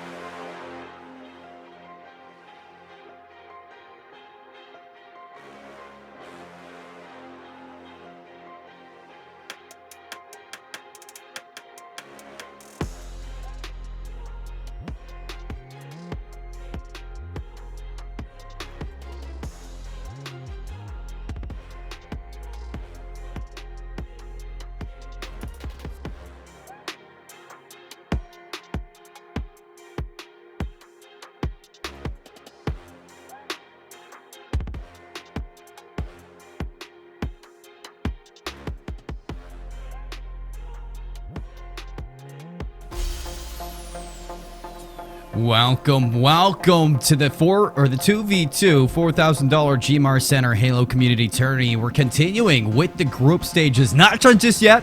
Bracket will be coming shortly, but before that, we got Team Kimbo versus Team Teo hopping into recharge right off the bat. And for those wondering, my name is Seymour. Alongside me, Tugboat, and his action, it has already started. 13-7 for Team Kimbo. Yes, sir. We just saw Team Legend come off of a narrow series right there, losing first game at 14-25, taking the next two 25-24, and then 25-19. Last time they were playing here on here on Recharge, did not go particularly well for them. Looking out on this attic side, about halfway through this one, as Team Kimbo is up, doubling up right now, 14-7. Yes, it is. Looking a lot more smooth this time around for Team Kimbo after walking away with that Streets. 8 up top. Last, not going to land on its mark. Shots are good so far, and Kimbo comes swinging around the outside. Going to shut that one down. So big cleanup there. Good communication. Teo taking some heat now out inside C long. Gets pushed again into Kimbo, and this cleanup, the communication, and a Legend and Kimbo, they are dominating the crossfire. Yes, they are. Yes, they are. 11-3 for Legends so far. 11-3, y'all. Throw 3 assists on top. It's only doing even better. Frags and more leads to Legends' end right there. On board with Eternal Zombie right now. Eternal Zombie 4-10. Team with 4 kills as well, but only 7 deaths. Plasmas out to negate any kind of push to be coming in right there. Zombie on the cleanup. Looking on over towards C. And Kimbo's going to be able to get out of that one. Looking for 25 to close out Recharge. Looks like Eternal Zombie Looking to rotate, wrap around Hydro, getting behind Mangler in hand as well with the repulsor in the back pocket for that power-up. Shots on Kimbo, breaks the shields, can't clean it up. Still on the chase for this player, but Kimbo finessing his life, should be back up to full health and recovered. As keeping the eyes on for Teo up top. Shots are going to be there, flooding on out the jump, trying to get the better of the two. It is going to be a trade from Zammy, but keeping up with the aggression. Legend through the battery window. We're going to hunt this last player down. The Mangler versus the BR. Pre-nade on both ends. Kimbo for the cleanup once more, and they're on 20. Oh, yeah, that's going to be 21 now. More than doubling up is Team Kimbo. They're issues with this map, with Recharge, over and done with. Left in the first matchup with Team Johan. They take this, they will be the champions of that Group E. And not by this, of course, I mean the match, not just this map. At least one more after this. Team Teo will not be eliminated out on this map loss. If it happens, it's still possible to come back. It's just incredibly unlikely at 25-11. Only 2 kills left, and they're going to be moving on to Aquarius. The active cam was up. Picked up by Kimbo. Zammy going to get the better of Legend. Keeping things alive on their end. Keeping things tight. Shot on the body from the shock rifle. Tail from the opposite end. Line this up. Oh, you don't even know what's coming for you. Kimbo's going to clean that one up relatively smooth. On to Teo. Put him now down to 1. Zammy, they know where he is. Kimbo, he's got him trapped. Bad timing there to look away. Looking now to flood on in. Teo up top goes for the jump shots onto Kimbo. Are going to be getting them on lock, but still fishing for that headshot on the shock rifle, and it's just not presenting itself. Yeah, just try to clean this one up early. Headshot's not going to happen. Jumping play on the other side. The elusive action coming through. Paying off in spades. Back on over to it. Both members of Team Teo opting on that C side, not going to matter. That's going to be a stake-tacular on top of the W right here. 25-14 here for Game 1 between Team Kimbo and Team Teo. What a way to bring things back. Against Johan, yeah, they lost Recharge. They got pushed against the ropes. This time around, they are going to be the ones doing the pushing. Now taking this map relatively smooth and looking to push themselves through the group play into the bracket. And relatively in a confident manner. So game number 1, it's gone. We're heading to Aquarius now for them to shut this down. You highlighted a lot of teams that are already through the bracket, and you still got to keep your eyes on a couple of them for this Team Kimbo squad to match up against. But so far, so good. Aquarius now, can they put this one away in 2? Can they make it look good? Let's look at the replays from Recharge as we set things up. You know, looking at replays now, guaranteed to be things we can definitely expect to see a little bit later. Sword not really invested by either squad on this one as well.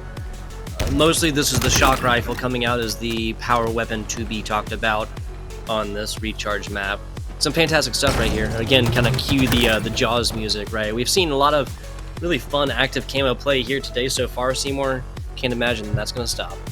Can't imagine, indeed. I mean, so far it has just been who is controlling the map better, who's rotating together, who's got the information to feed to each other. The communication always is something to be kind of looking out for inside Halo. Like I said, it's a game of chess, and you need to be on the same wavelength with your duo if you're going to walk out on top. And Team Kimbo, they make it look smooth. I mean, both players playing really in relatively opposite sides of Recharge, just making sure that they're getting the damage done, feeding the player into your teammate, and then your teammate cleans it up. So Aquarius, it is a change of pace for sure. Rather than kind of looking at a team to play on 2 sides of the fields and funnel the enemies into each other, you're going to be looking at your duo to stick together, hold hands, rotate around the map, and just brawl out, kind of force your way into the victory podium instead of maneuver your way into it. Oh yeah, don't even make it an option right there. Just perform at a level at which nobody can really debate with it. Become undeniable, right, Seymour? Become undeniable. Do it. Become undeniable, indeed. When you look at these 2 teams, Team Teo and Zammy versus Team Kimbo and Legend. If you're not familiar with Kimbo and Legend, it is Kimbo from Navi, Legend from Ascend, over across the pond in EU. I haven't seen Team Teo before. These are new names in my own knowledge bank, but they are going to have to step up It's a big playing field to take down teammates like Kimbo and Legend and Aquarius. I mean, we're getting a kind of look through on this one. We haven't seen too much out of the sandbox for teams since Falcated and Renegades. And what they were doing is they were dominating the middle of the map, getting that active camo, picking up the commando, picking up the sidekick, and making sure that they were getting the damage done so that they clean things up with the beatdown or clean things up together. And they were doing a great job at making sure that happened. Just always on two separate sides of the fields, always trapping their enemies, and just making sure that the dynamo grenades can set things up for success.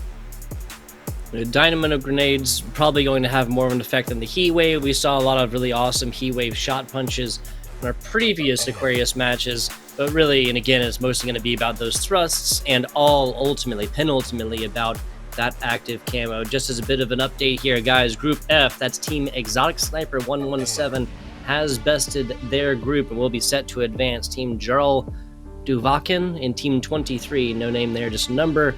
We'll see you guys on a mañana. Kimbo and Team Teo continuing to do battle here.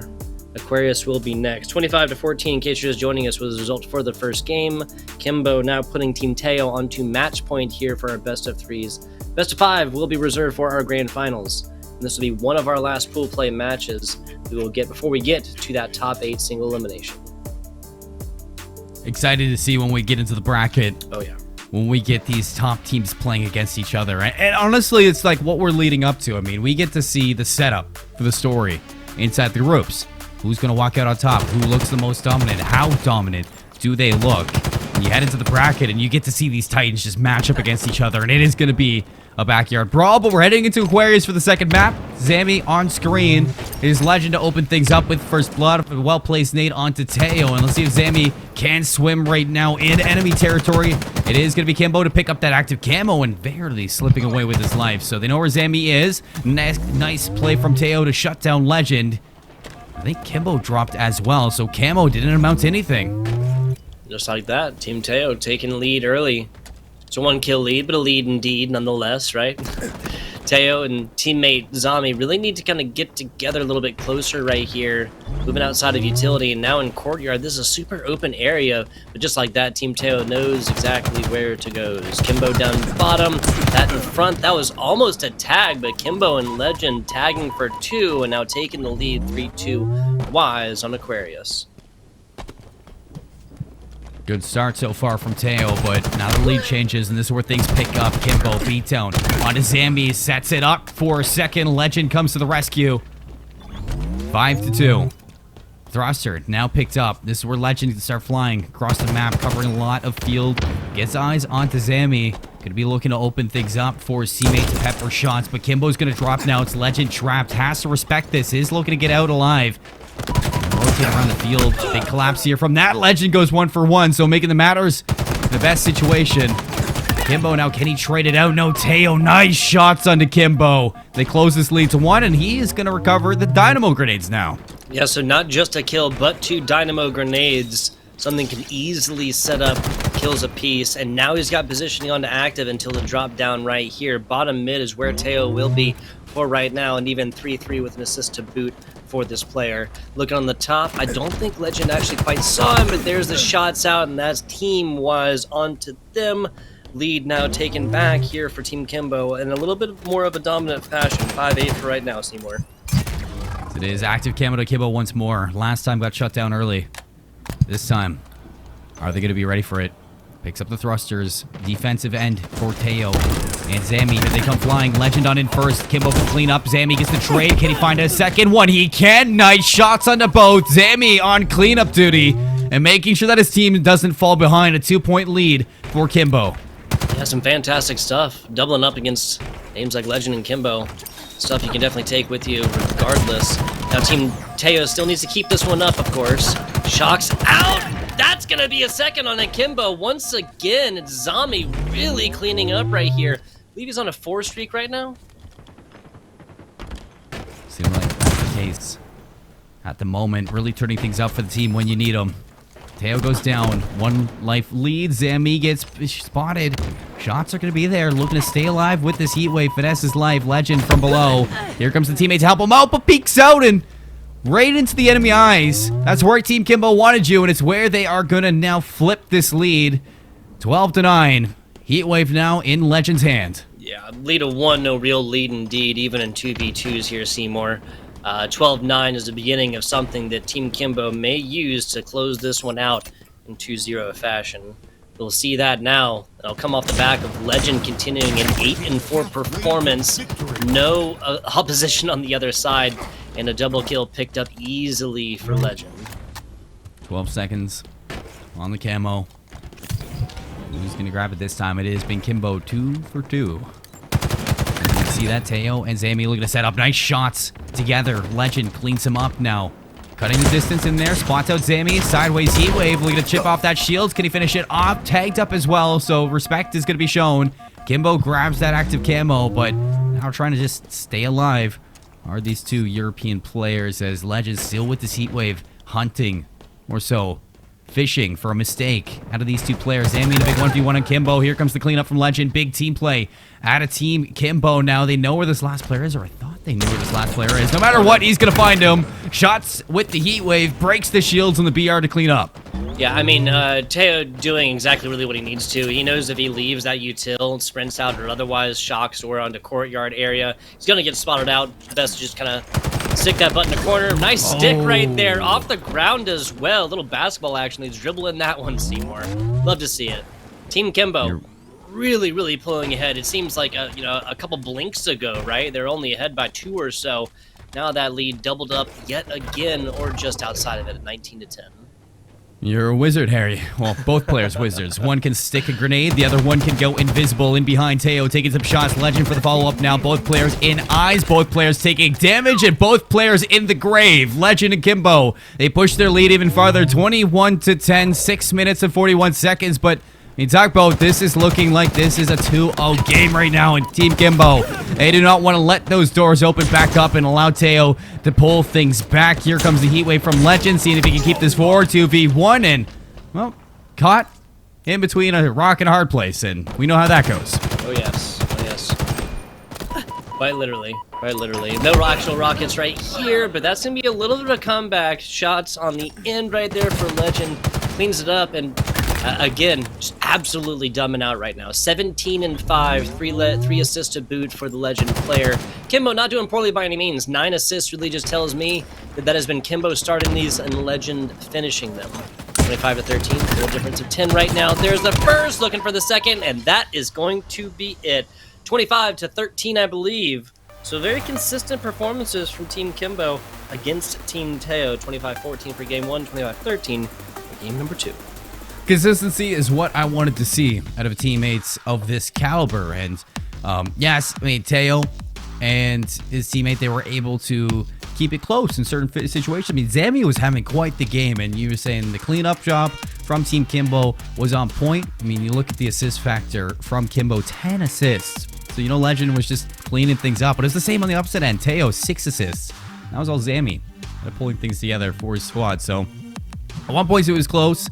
And then Kimbo and Legend, they just dial it up from what seemed like 7 to 15 on the scale. So really keeping up with that pressure. And that's what I want to see out of this team. I mean, we're setting up this whole thing out of teammates like Falcated and Renegade are the team to beat. And you'd expect Legend and Kimbo to be a squad to go toe-to-toe with them. Well, I want to see that consistency to make sure that it kind of stays in my mind that they can take down a team of that caliber. So keep my eyes out for them now. Are going to punch their way into the bracket. We're looking at the replays here, and it is the Legend and Kimbo show right now, but not within a couple highlight moments from Zami putting those dynamo grenades to use.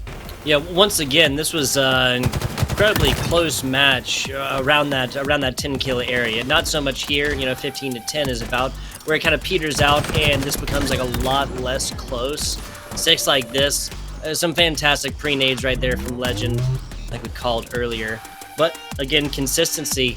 Yes, Team Falcated looks like world beaters. Team Kimbo, I think going to give them a run for their money if we get down there in our later single elimination brackets. I think that's about it from me before we go to a short break. Seymour, you got anything else for the good people before we go?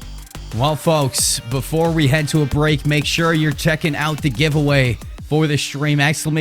!giveaway inside the chat. It will bring you to a hyperlink to kind of sign up for a $700 monitor. And that's going to be 1440p, 270 hertz. Definitely going to look to upgrade your Halo game or whatever game you might be looking to battle out in your free time. But in the meantime, we are going to head to a break. When we come back, more Halo, more 2v2 on the menu.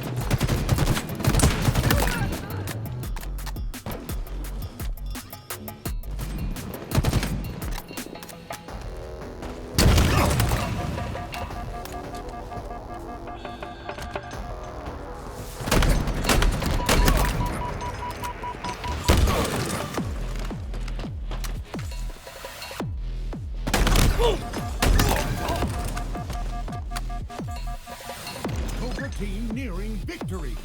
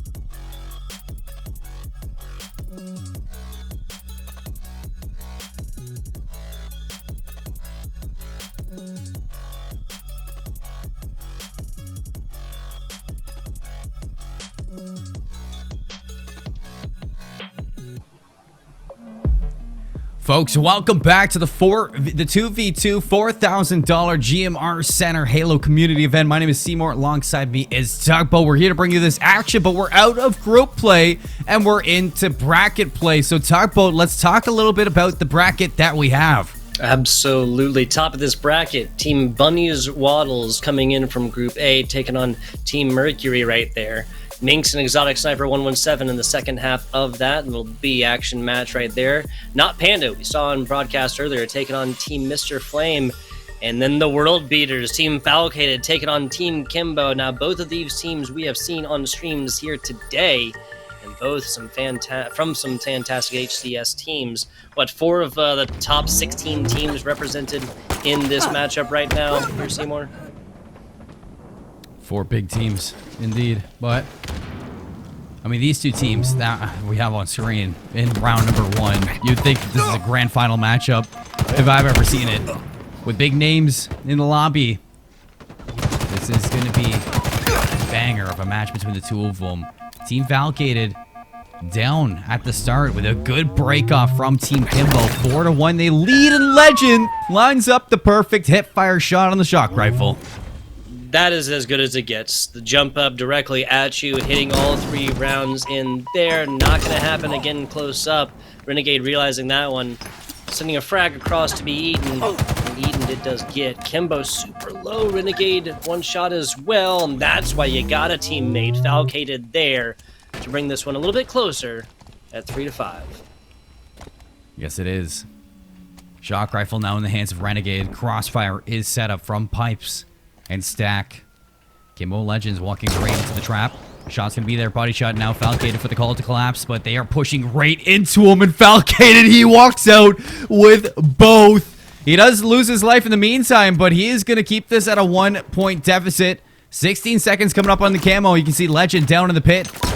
As Kimbo taking the one-on-one to push the aggression onto Renegade. Nice nade placement, but Falcated, he's going to find Legend down low. Kimbo in a one-on-one, and Falcated wins out both of them. So active camo is going to be the reward for their action. Yeah, just like that, Falcated going to be taking the lead right here. Got a grapple shot, got active camo, got the shock rifle, and got a lot to prove. Shot initially, little hipfire action.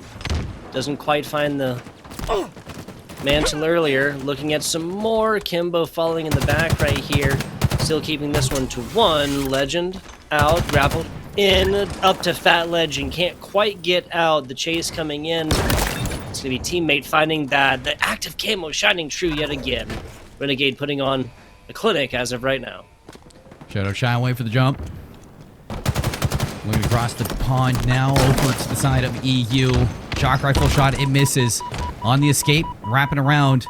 Falcated not here to help out just yet, so Renegade needs to play his life with the shock rifle. Still on the hunt. Just Kimbo has no idea where he went for the Hail Mary, the fadeaway. It is going to be the shot ringing off, but not going to land. Grapple into it. Falcated for the trade. Legend now on the back end. Falcated snaps and burns him. Absolutely shock rifle to the face. So I'll have to ask how that tastes. Really putting on a clinic yet again. That was Renegade earlier, dumbing out with this one. Falcated. Hipfire shots and more in a 10 to 5 kill death ratio to boot. There's a first shot right there. Kimbo can't get away from it, and a killing spree award given on over to Falcated. Last shot left in that shock rifle. Just doing the damage whenever he sees a player. It's a simple game for Falcated right now. Kimbo hiding inside battery ledge. We're just underneath it. The collapse comes out. They thought he was going to be in pipes, but no. The jig is up now. Looking to escape. Kimbo, good shots onto Renegades. Now the collapse onto Falcated. Gets caught on top of that turbine ledge. So, good answer back here from Team Kimbo to slow things down. 15 to 10, a 5-life lead for Team Falcated right now. Below stack, spots out the enemy. Renegade trying to finish his life. Kimbo on the hunt. It's going to take him down. Falcated inside the pit. Big one-on-one here. And Falcated always turning up when he needs to. Another double kill. It's going to give him active. Yep, that's... give me the count on actives again, please, sir. I've lost it. It is everything going to Team Falcated so far. That's what I thought. I didn't want to call it without being correct, though, Seymour. I appreciate it. That is, I think, really indicative of why this scoreline is where it is right now, right? We've seen multiple kills taken just off the back from these actives so far, and as I say that, little caster curse, perhaps, Falcated not checking corners, getting a little tunnel vision on the K right there. No more active camo for you, my friends. No, but Renegades was there for the cleanup on Kimbo. They spot out Legend as well, Falcated on the hunt, and just like that, no matter what you do to shut down that active camo off the respawn, you don't need a power-up when you are two of the best players in HCS. Kimbo looking to drop down from Secret. Mangler, and no, that was a disruptor handed. Something you don't see coming out too often. The damage over time, it's enough to shut that one down, and it's going to give Shock Rifle now over to Kimbo. 6-life lead. 14 Falcated. Legend down and dirty into enemy territory is good for the trade onto Renegade, but if you're Team Falcated, you are okay with going 1-for-1. It's Kimbo to land the body shot and clean up with the BR. There you go. His pick of loot after there as well. First shot landing body-wise. No heading on this, and that takes a nasty angle frag-wise there towards the end. Now getting super pushed on this C side, but a trade will come in at least for your Falcated member. 22 to 17. A lot of pressure here for Team Falcated. Not sure if they've really stood the... well, I mean, just on stream so far, they haven't played against a team that puts up more than 10 kills, hits that double digits. Broadcasted game so far. 14 and 10 for Falcated. He was enjoying like a double up plus situation earlier. That is not so much the situation now. Yeah, trades are okay. Feel good, but it's not enough if you want to take this series into the pit. It's Renegade to land the shots. Active camo didn't get picked up by Kimbo in time. 24 to 18. You're going to get that active camo if you're Renegade. Puts down the energy sword for the shock rifle. Lands the body shot and ends game number 1. Renegade's going to put through the nail in the coffin.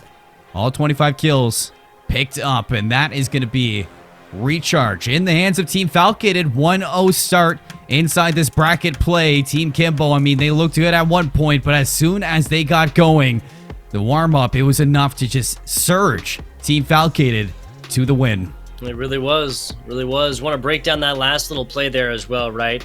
Another active going the way of Team Falcated. Member has his decision between the sword or the shock rifle, right? Sword, active camo and Halo Infinite being so much more effective than previous Halos, and really does make you about as invisible as can get, while still just distorting around 25-18, not 17, excuse me. And so has a decision between shock rifle and sword, right? Sword, whenever you pull it out, can be seen and stuff, and is obviously useless at distance. Opts for the shock rifle, knowing that you can just kind of sit out there, right? Full active camo, really, really hard to see. Sits out with shock rifle and gets that free first shot. No, it's not a headshot, but it's enough on the body to really clean up the 25th kill on that one. So just, some minor tech, like a very minor difference perhaps, but something that really, really matters at the end of the day and the end of the game. That shot from Falcated was disgusting. The grapple for the beatdown. The shock rifle 180 snap. And it was a hip fire too. Not anybody can do that.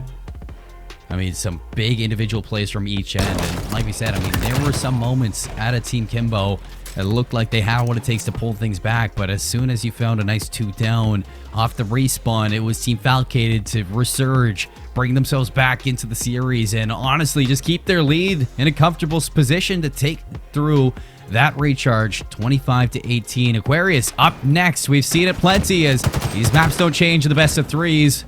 And Doug, we're going right back into Aquarius for the second map. It's Team Kimbo who need to answer back. Yes, and in case any fans of Bazaar were wondering, no, you will not see that sub-tier map in this GMR Center Community Tournament whatsoever. Even in the best of fives, you won't see it. And you're not going to hear any complaining out of the Tugboat for that one. Can't stand the map. Simply can't stand it. CTF ain't bad. Slayer is dog. It's 2-2 right now. 30 seconds into this one. Full team wipe so far against Team Kimbo. Or against Team Falcated, excuse me. So far, Team Kimbo taking the lead. Wave in hand. Invisible, but now pops out, finds Falcated. The trade was there.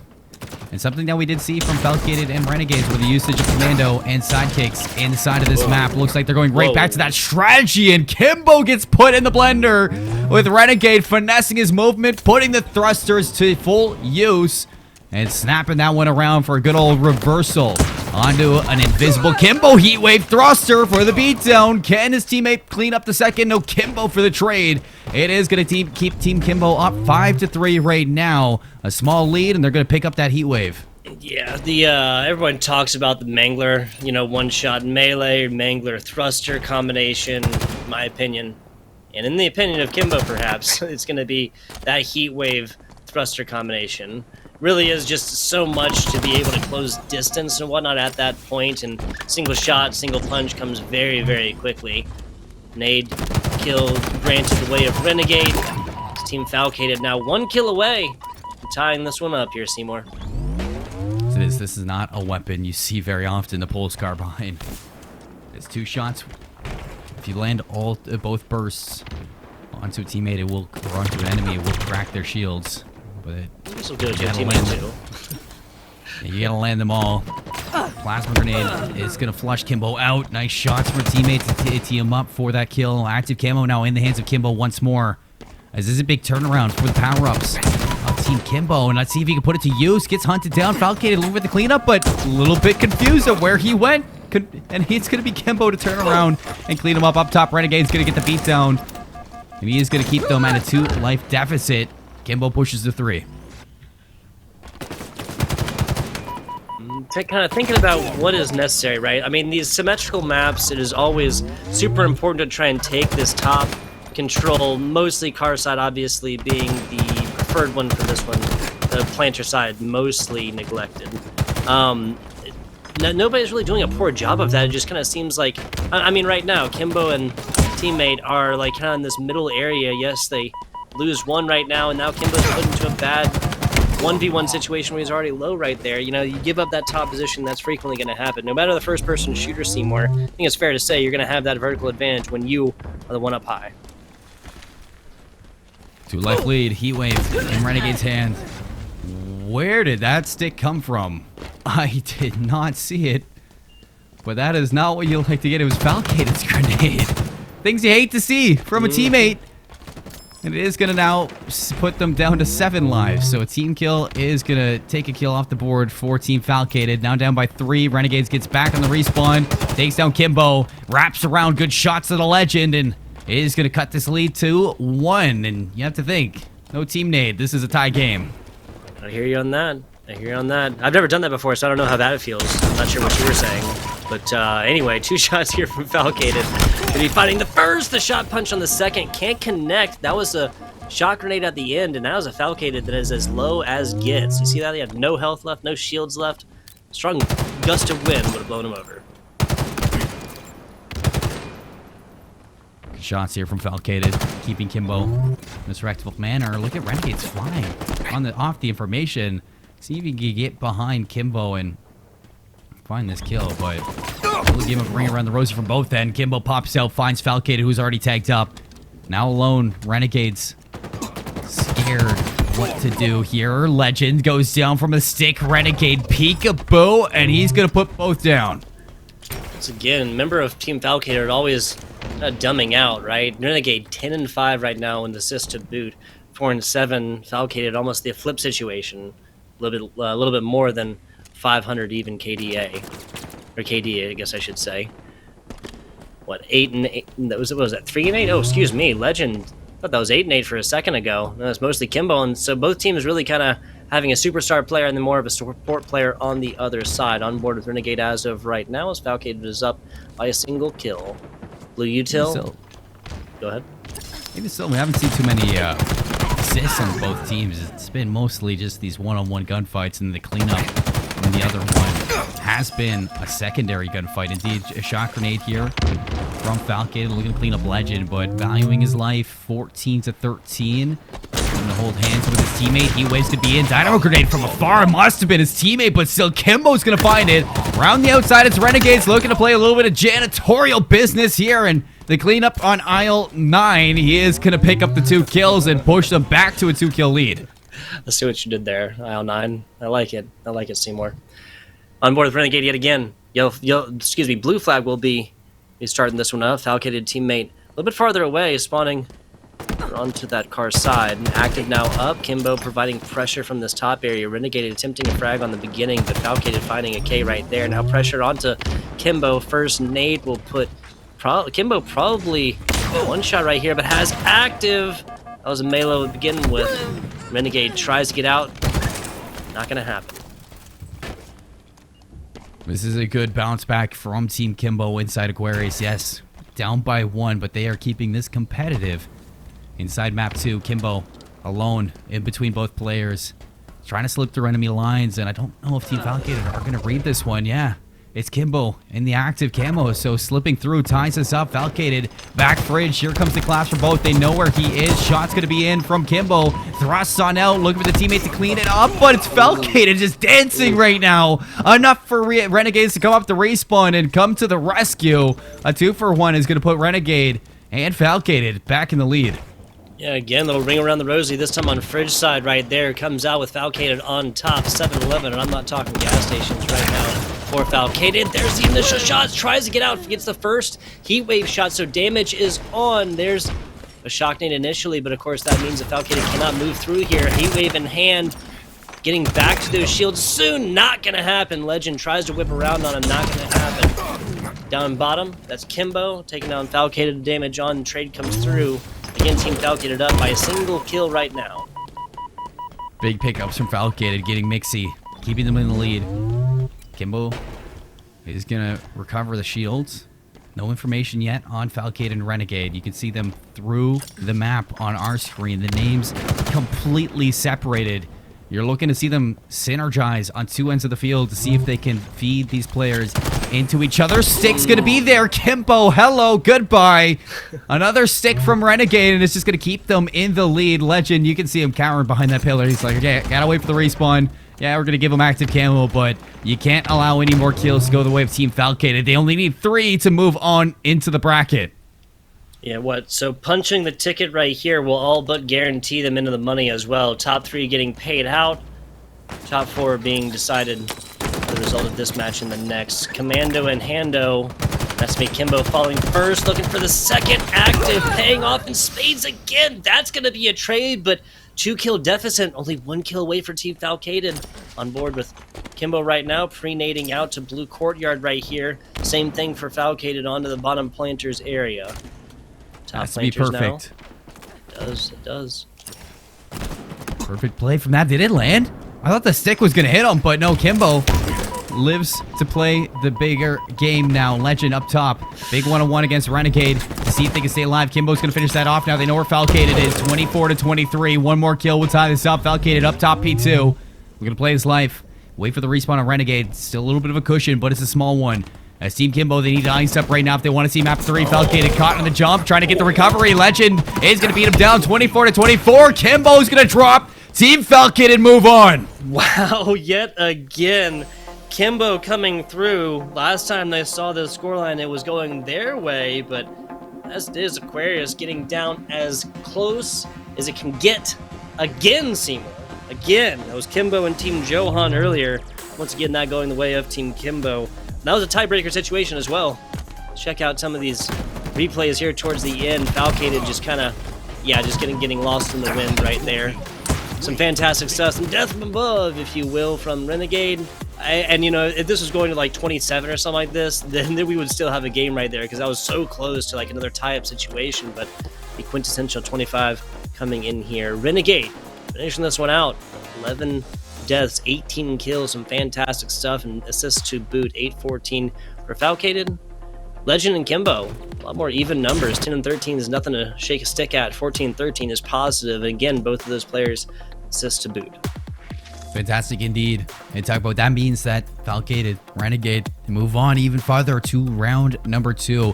If you're just tuning in, this is the bracket play of the 2v2 $4,000 GMR Center Community Tournament. And this single elimination now that we're in the brackets, and it is do or die. Well, Legend and Kimbo, hate to see it so early, but they're going to be tucking out now of the bracket.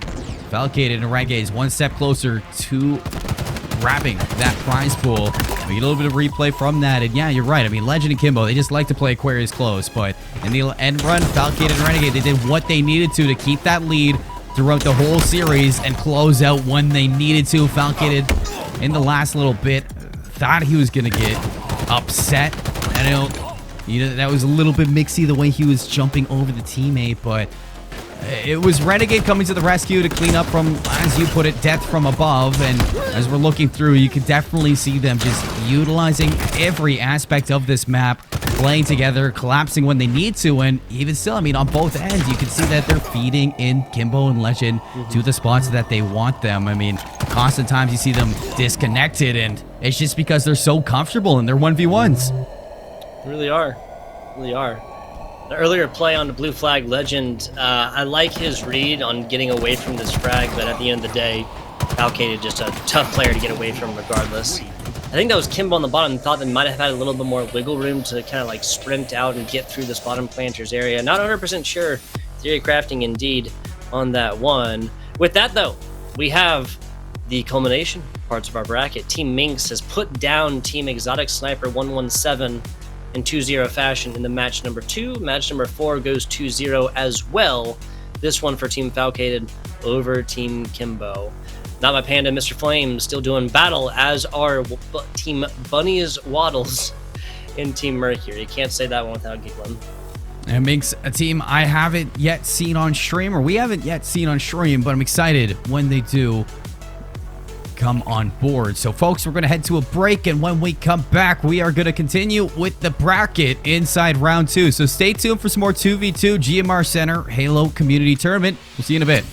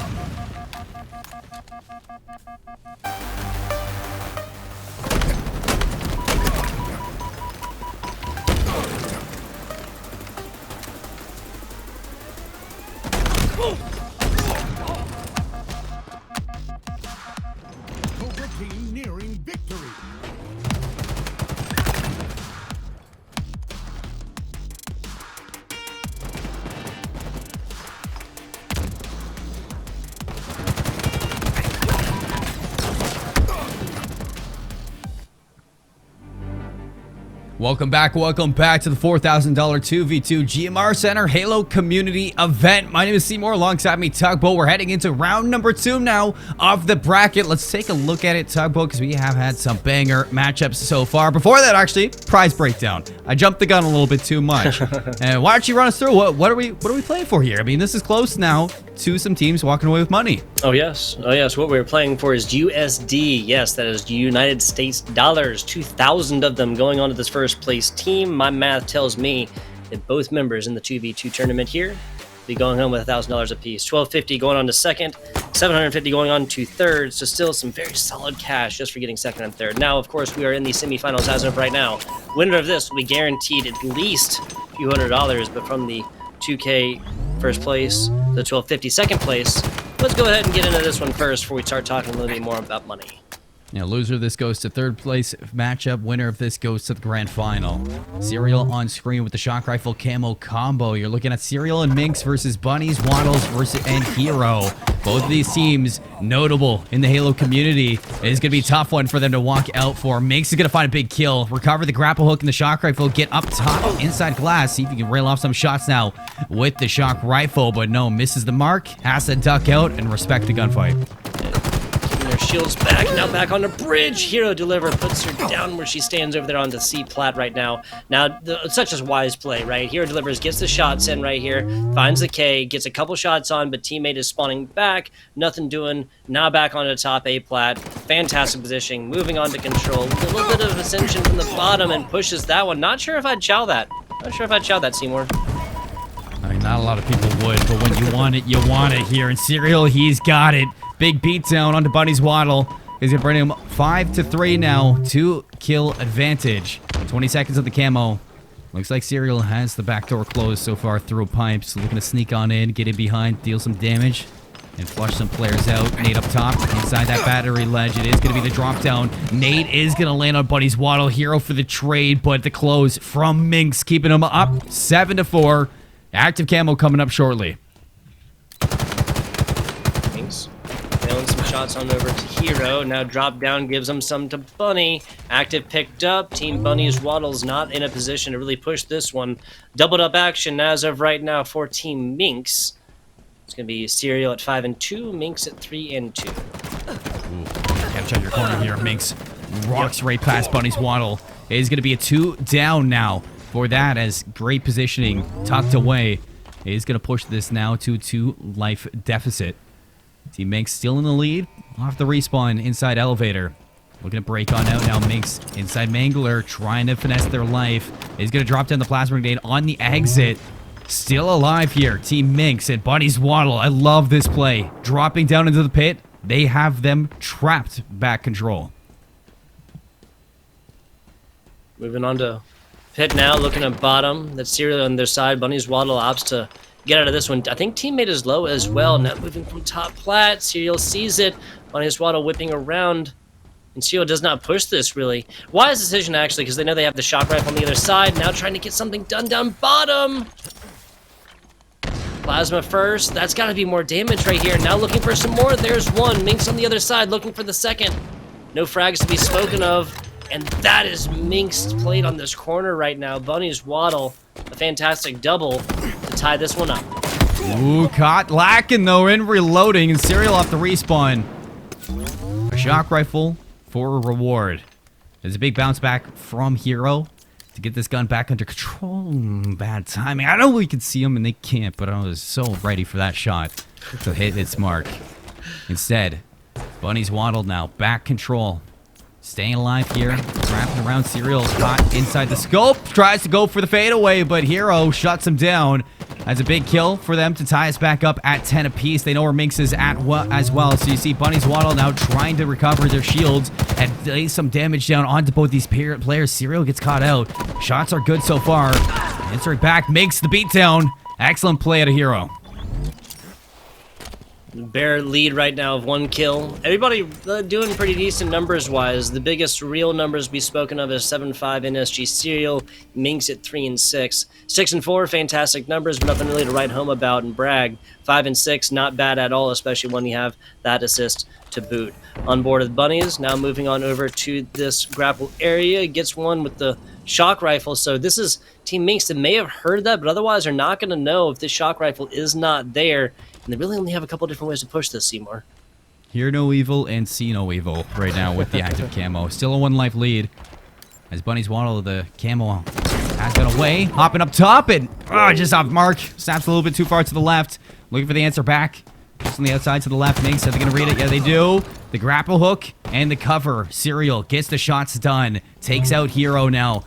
Flips this lead by 1, and this is great answer back from Minx. I expected these two teams to be neck and neck, Tugboat, with how good they are inside the Halo community. And 1 kill game, now a 0 kill game, tied back up. I mean, this is neck and neck between 2 big teams. Oh yeah, oh yeah. Shout out to our production. That's Louis V. Kind of pointed out in the off-season route, the off-camera right there, that these are teams that are about as close to that pro level as you get without actually quite being there. Incredibly experienced, and we are seeing that play out right here on this recharge map. First matchup so far, 12-3, only a score difference of 1. I'm with it, dude. I'm with it. These are semifinals. They should be even. They should be close. With the respect from both teams. Neither team wanted to make a mistake. Active camo is going to be up. Who will get it? Bunny's Waddle's in a better positioning, but Minx has eyes on that beatbox. Body shot on Hero. Drops him down into the pit. Big one-on-one here. Serial's going to get it. Minx for the cleanup. And that is going to be 2 down. So Minx is going to grab this active camo in a little bit of assassination mode. And shock rifle in hand, we're going hunting. Hear no evil, see no evil. I love that earlier. Hero delivers going to be on the outside. Not checking corners, though. Not checking corners. Attempted shot. Definitely saw the active right now. And then a bunch of attention. Almost nades teammate as well. But NSG Serial and Minx going to be coming out as of right now. Grapple up top. Back to the corner. Shock rifle out. Nothing there. And then that's going to be Minx thanking her lucky stars that she got a teammate here, right? I mean, the meme is, right, that Halo players just reload after firing any bullets out whatsoever. But keeping an empty BR on the other side, not going to be ideal. Bunnies, where did you come from?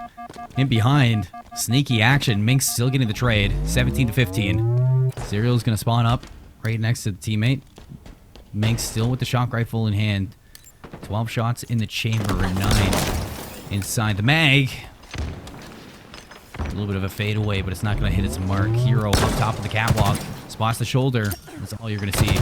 Just now a little bit of nade spam to keep them at bay. Outside, Hero is still finding the mark onto Serial. Minx now trapped between 2. Trying to force the gunfight, but the already damage that was dealt from Hero is going to be able to close this one out and close the lead. Yeah, so I think Minx thought that this other player, I believe that was Hero, had a little bit more damage on them, and then the melee would have at least been a trade. Not going to happen, though. Like you said, tied up, even as it gets.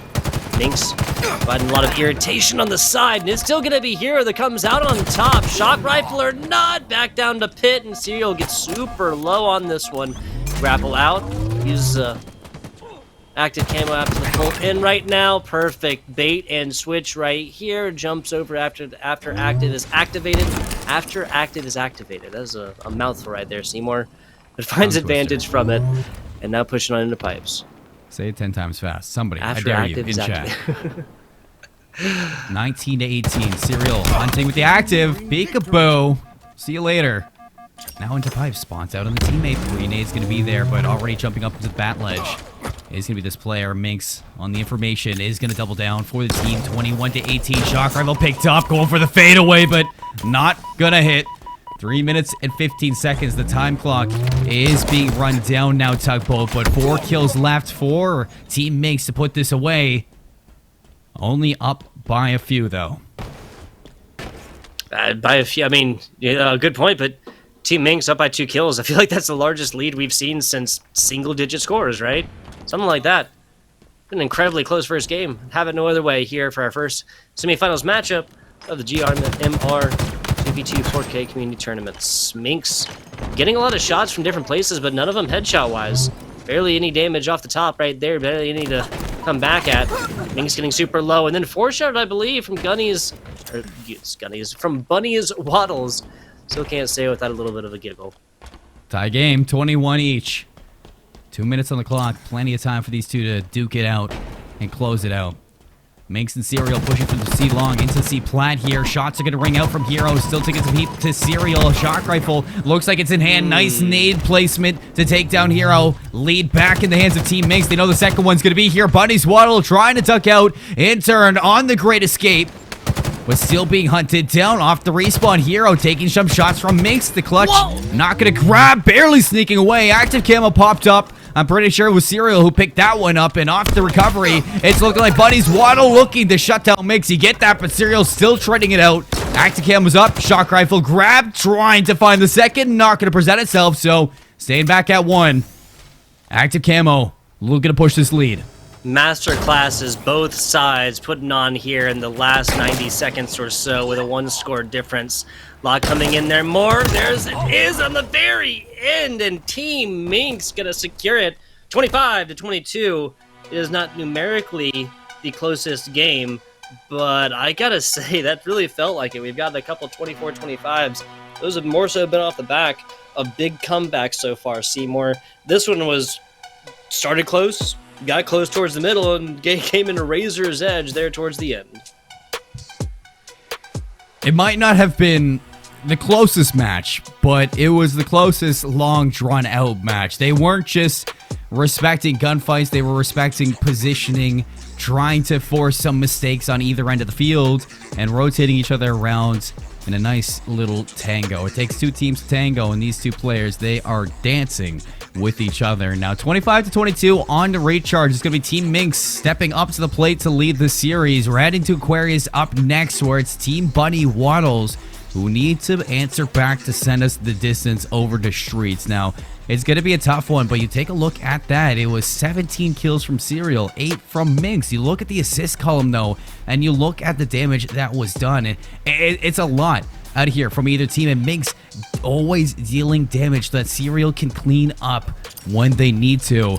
It's a great team that we see right now on Team Minx's side, but it's a tough matchup still. I mean, I'm not just trying to discredit Bunny Waddles out here, as these 2 players keeping it competitive, keeping it close as well, and a lot of times it was only a 1-point game, so not till the end that we really see one team really pull things through, and that's because time was down. Somebody needs to make a play, and the play just fell right flat on their face. I mean, really, to back up your point, right? The past 3 replays, you look at these scores down bottom, it has always been a score difference of 1. Even here in the culmination of this, that's just even trades down bottom.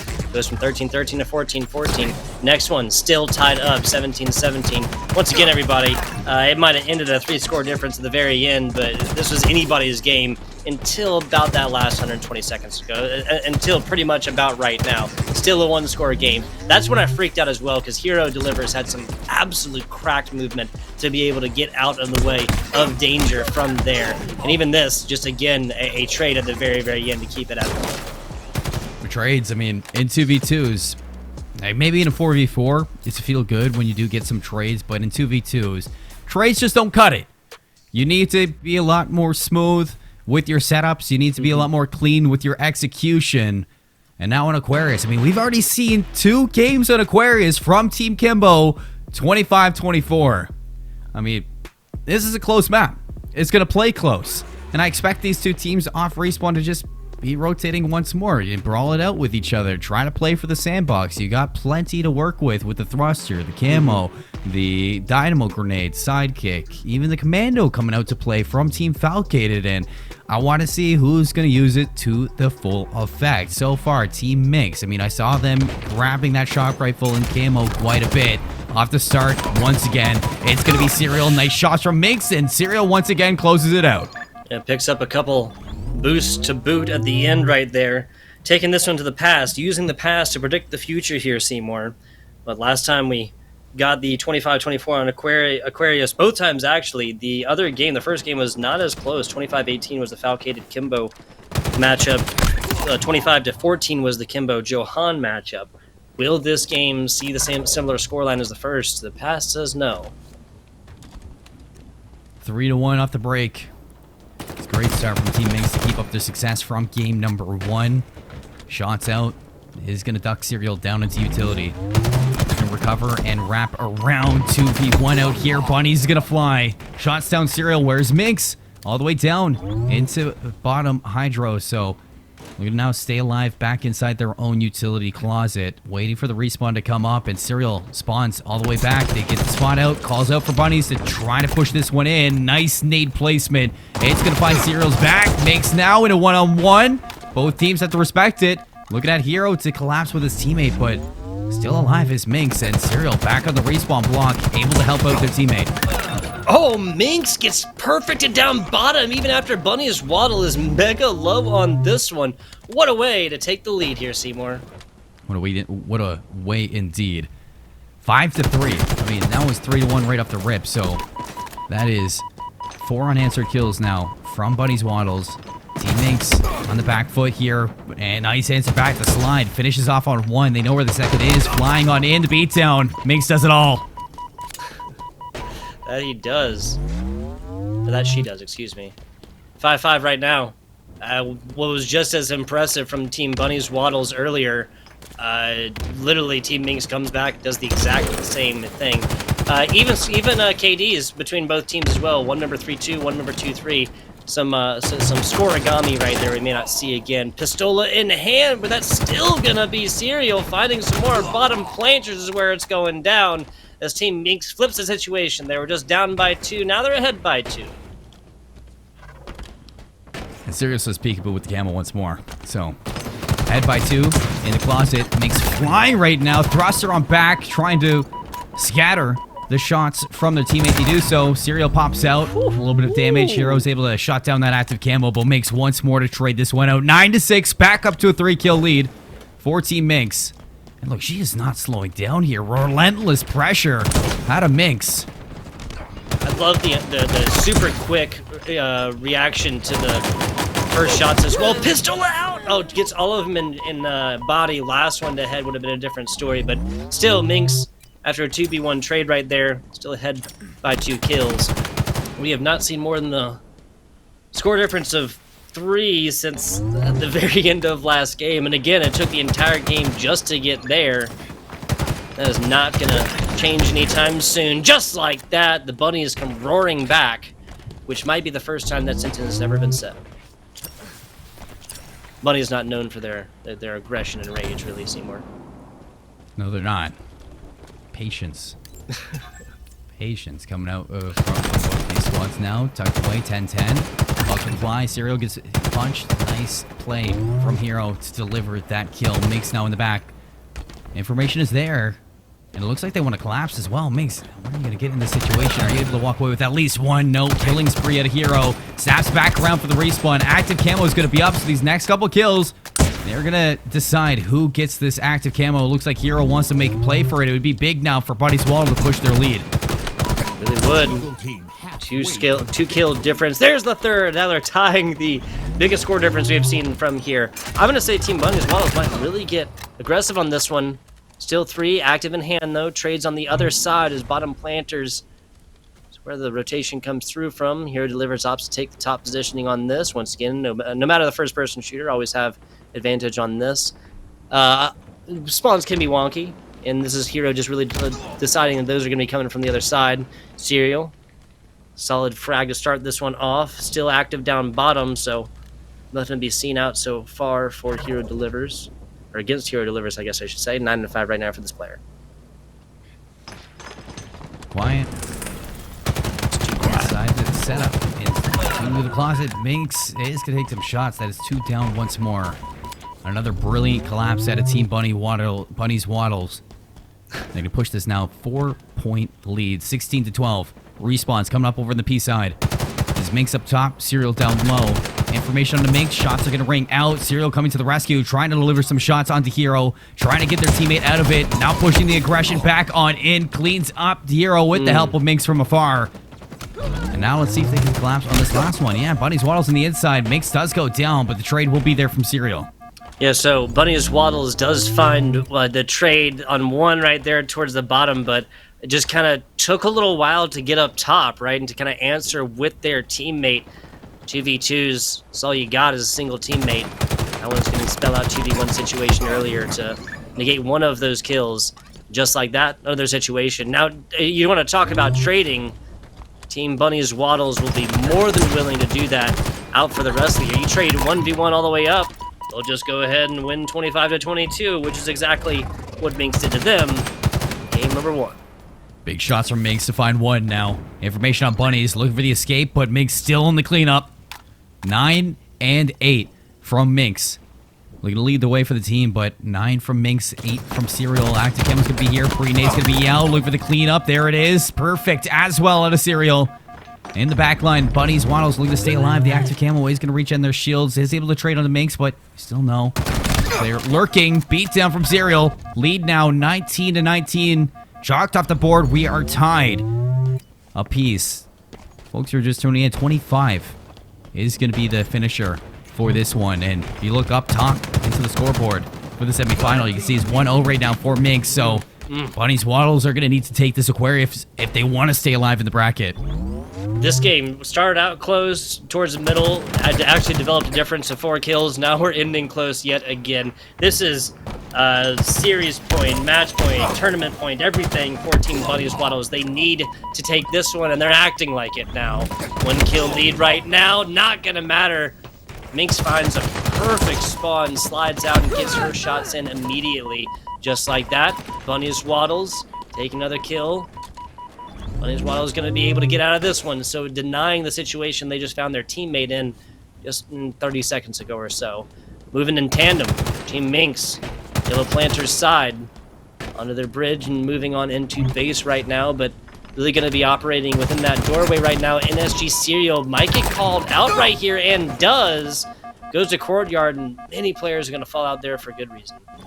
2 kills. Minx on the exit, all the way down Hydro. No information here just yet. Recovers the commando. Grenade onto Hero. From Serial. Cleanup from Minx now. 23-22. Active Camel for Serial. He's going to get out with it. It is Bravo 6 going dark right now.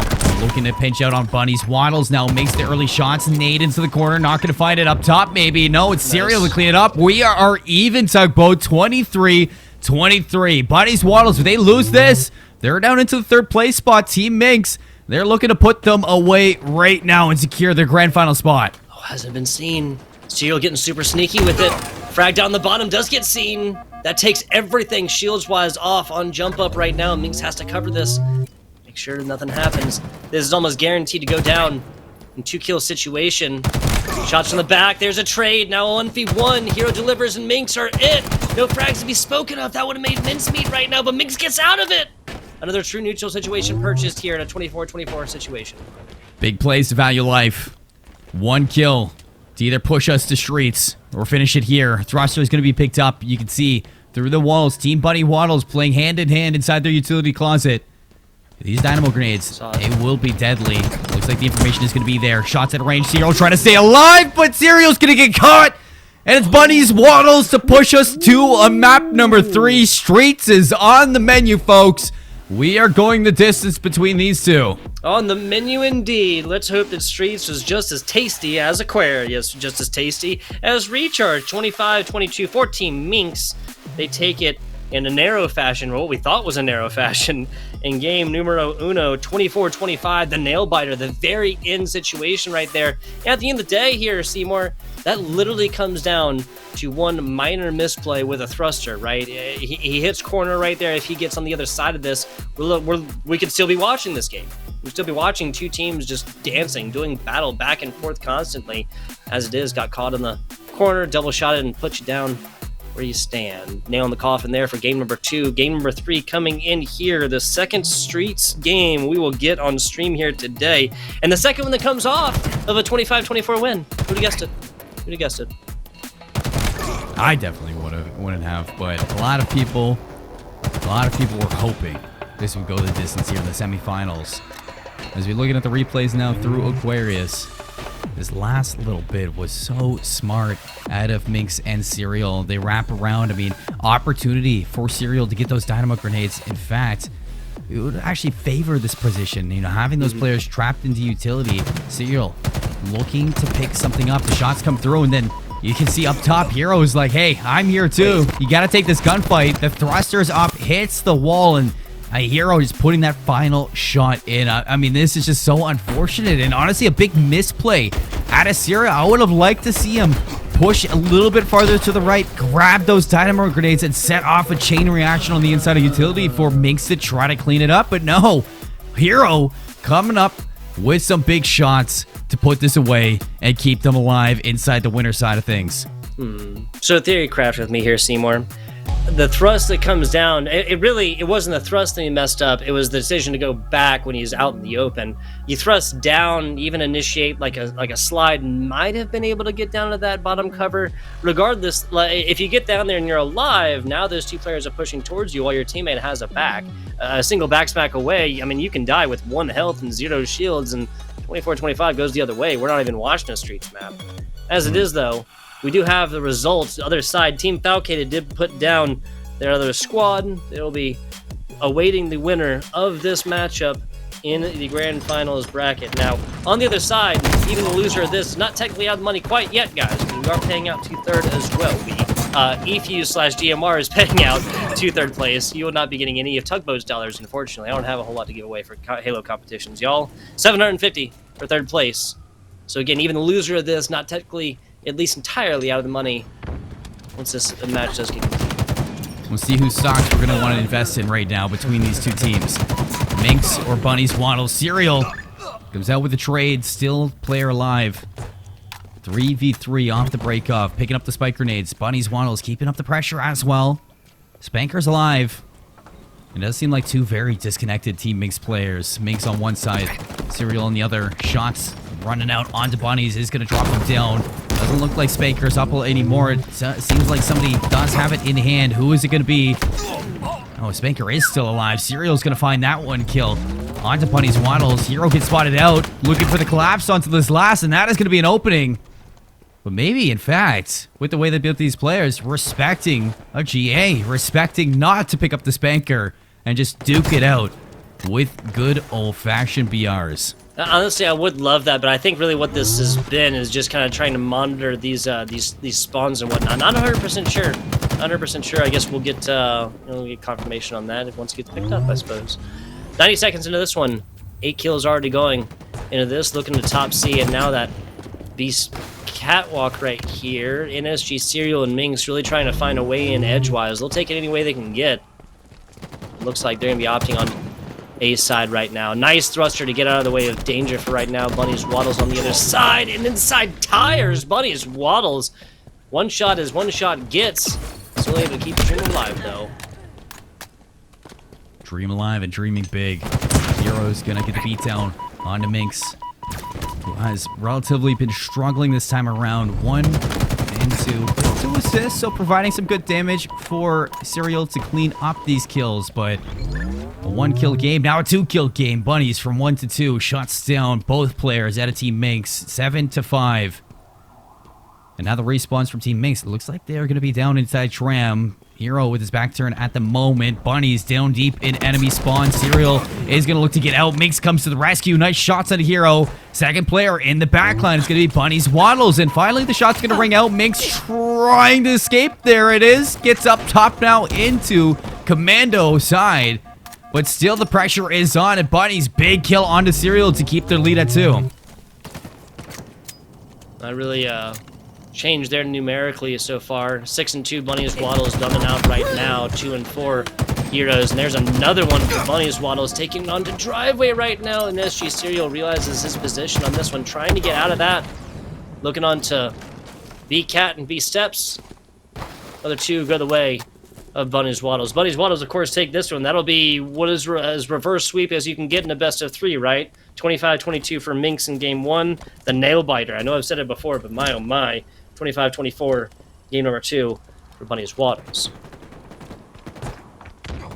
Into PD, Minx. Looking to put the pressure on. Serial for the cleanup once more. Trap Bunnies between 2 players. Rocking a hard place. Minx looking to clean this up. Commando thrusters looking for the beatdown, but not gonna grab it. So what was once a big lead for Bunnies Waddles now down to too. Respawns and Whoa. grabs. Heads up from Minx. Knows exactly where that player is going to spot up. Syria now looking to finish this one off, calling for help. Hero up top on that ledge, looking for the pinch is Bunny's Waddles, but still coming out with the kills. Has pinned Team Minx, and Serial swapping out for a double kill. That is going to close this lead and tie us up. It was tasty there for Serial. Some fantastic reads there from Minx, right?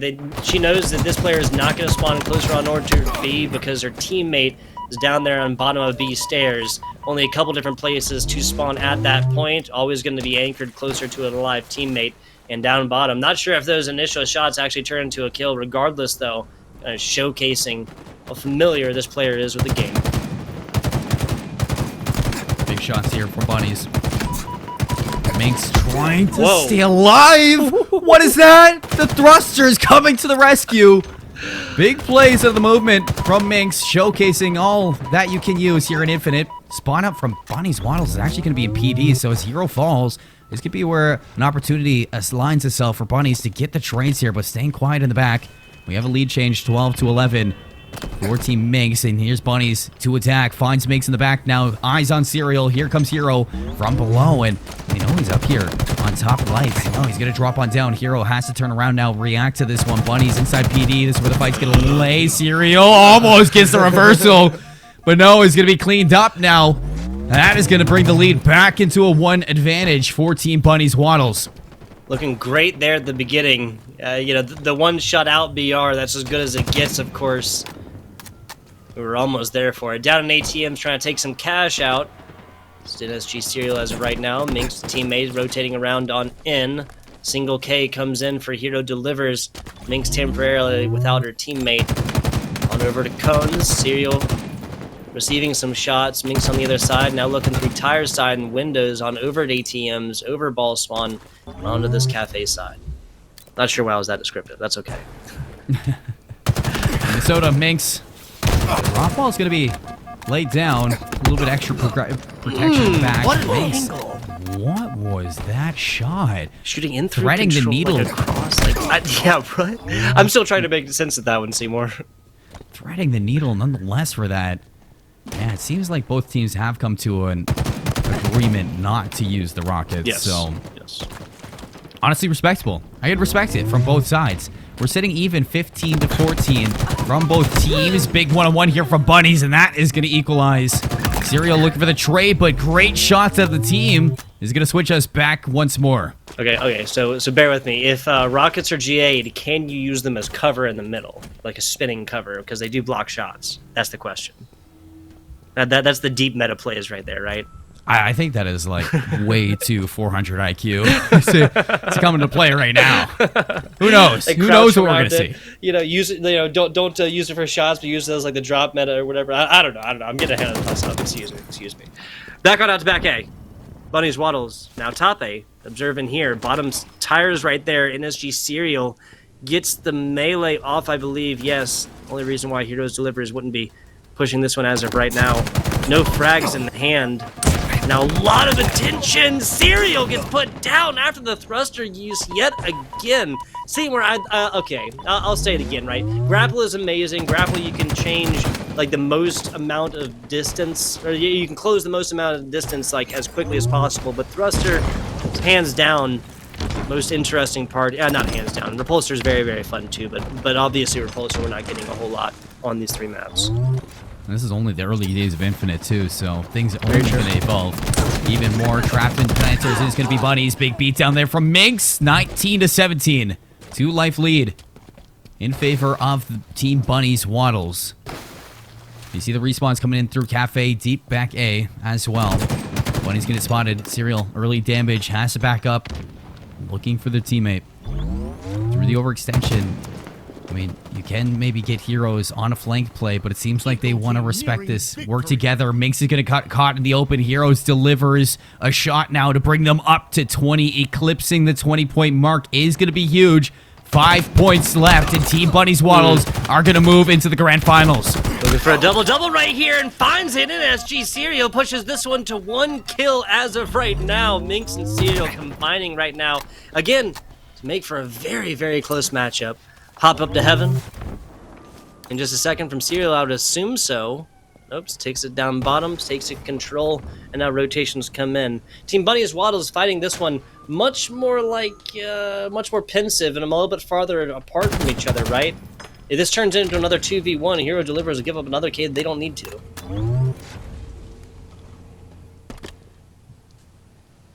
Hand in hand, both teams from Team Bunny Waddles over at Arcade, hopping up in tires. It's going to be Serial watching for the information, but one player's going to rotate around, bait and switch. A nice play from Serial to play their life. Doesn't want to bite off too much, then they can chew.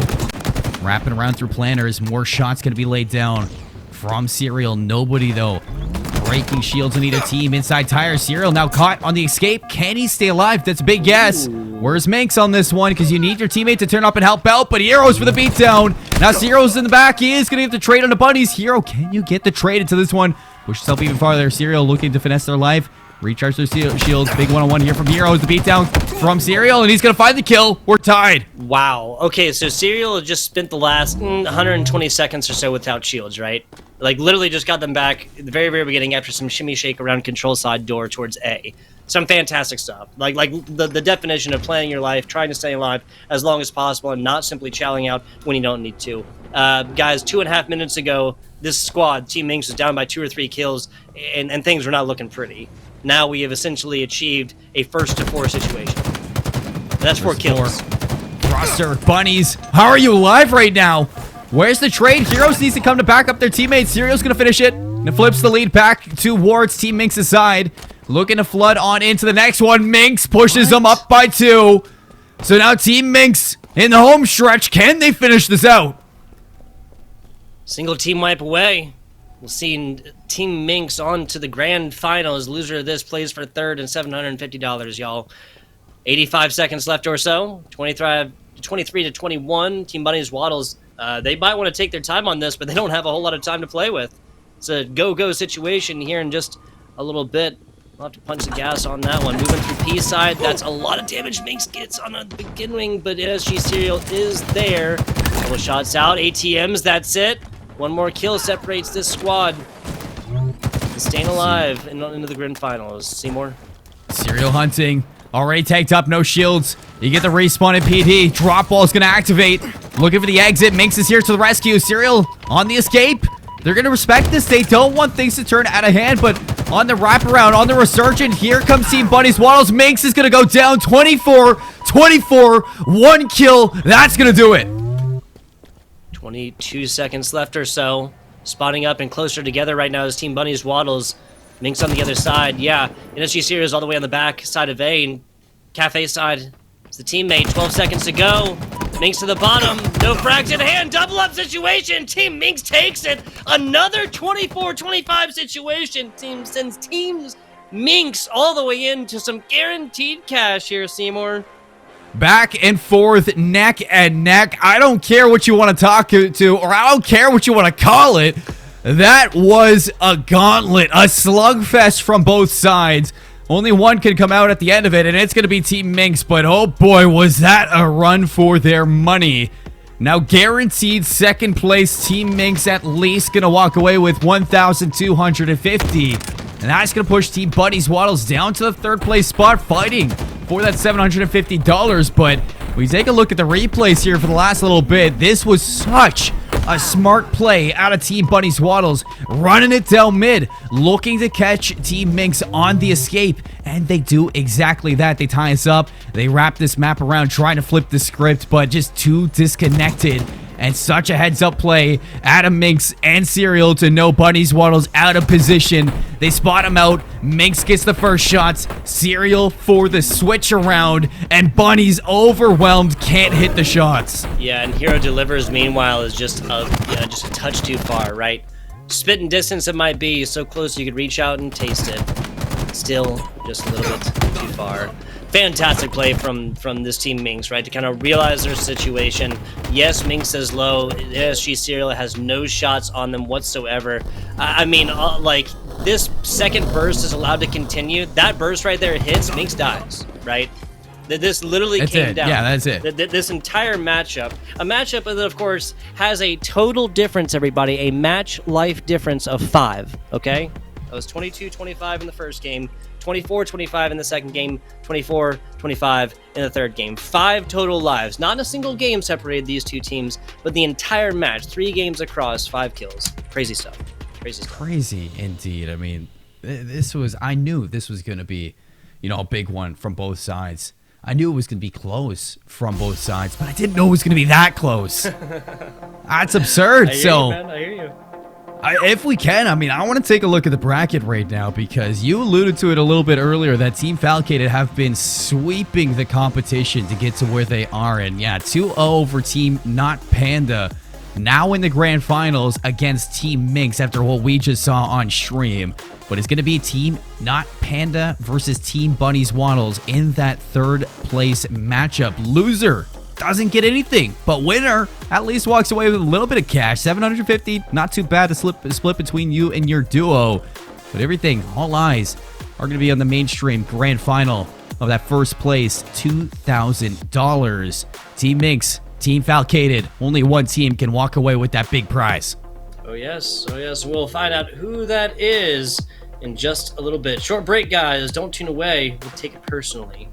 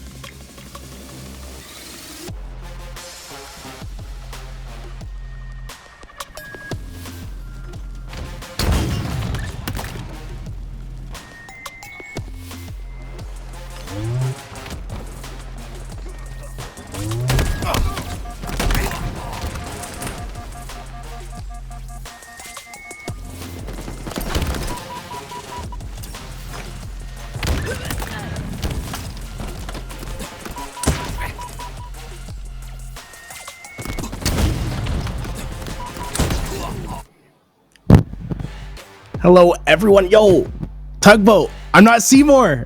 Look at that. Guys, Seymour had to go. I'm filling in, though. Got to give a shout out to him. Yo, I got to say it because I say it every time I see him. Seymour. Love that you were here, man. I'm glad that I'm able to step in with Tugboat. But here we go. We're going into our grand finals, Tugboat. Look at this prize breakdown, man. A lot of money on the line. A lot of money on the line indeed. We just saw an incredibly close game. Again, that was Team Minx taking on Team Bunny Waddles in a 2v1 fashion, but we're now in grand finals. First place going to be taking themselves home $2,000. Second place, $1,250. Let's get right into it. This is best of 5, of course, guys. We have seen little Recharge Aquarius Streets action so far. Map 4 and Map 5, if we get there, will be Recharge, will be Aquarius. Once again, no Bazaar here because we don't play sub-tier maps. Back on out to Fat Ledge here. Renegade on the other side of this one, picking out Shock Rifle, but that's going to be Serial striking right now. Team Minx taking a lead of 1.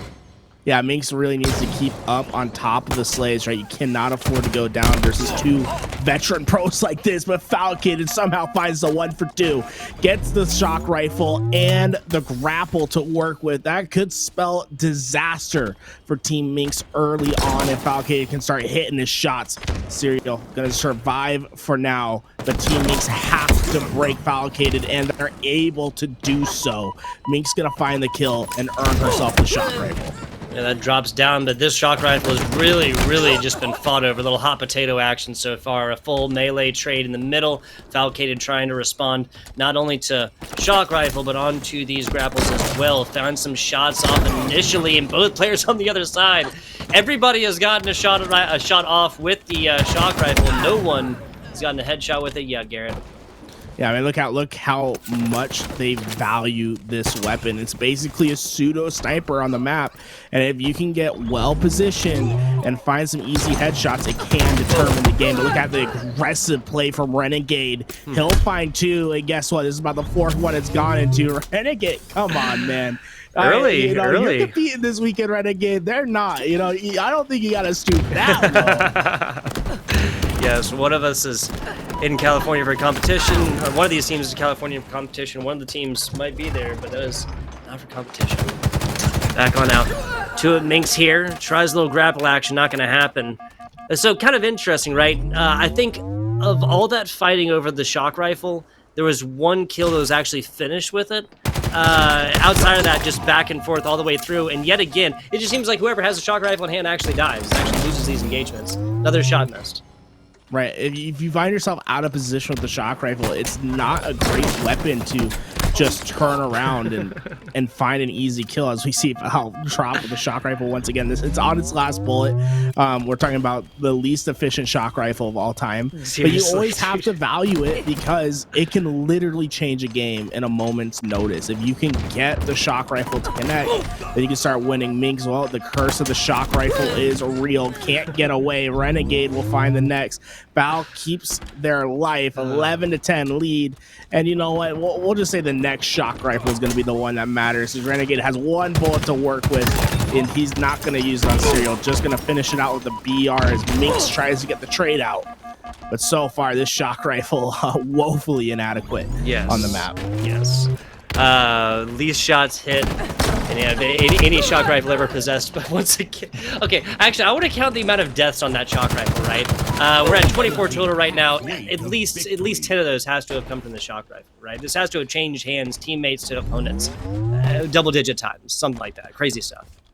Yeah. And so far, I mean, when it comes to this chaotic gameplay, I feel like it's going to value Team Falcated more. We've seen Falcated and Renegade both get 1v2s, and Team Minx, I think they're playing better as a team right now. Oh my god, what a shot from Renegade. He gets the reversal, and he's looking for more. Serial, Serial's got a challenge. Serial, what are you doing, bud? Oh, that's the world champ, the MVP, Renegade, and you're just flying out like that. Oh my gosh, what a reversal from Renegade. That's the back-to-back right there. You don't take those easily from the back-to-back. Pretty much perfect shots. No, that was team shots, right? They're on this one. Oh, Repulsor out. Love to see it. Repulsion, Falcated, the team phase member. 9-7 Falcated, 9-7 Renegade. 4-kill lead as of right now. Perfectly placed plasma grenade.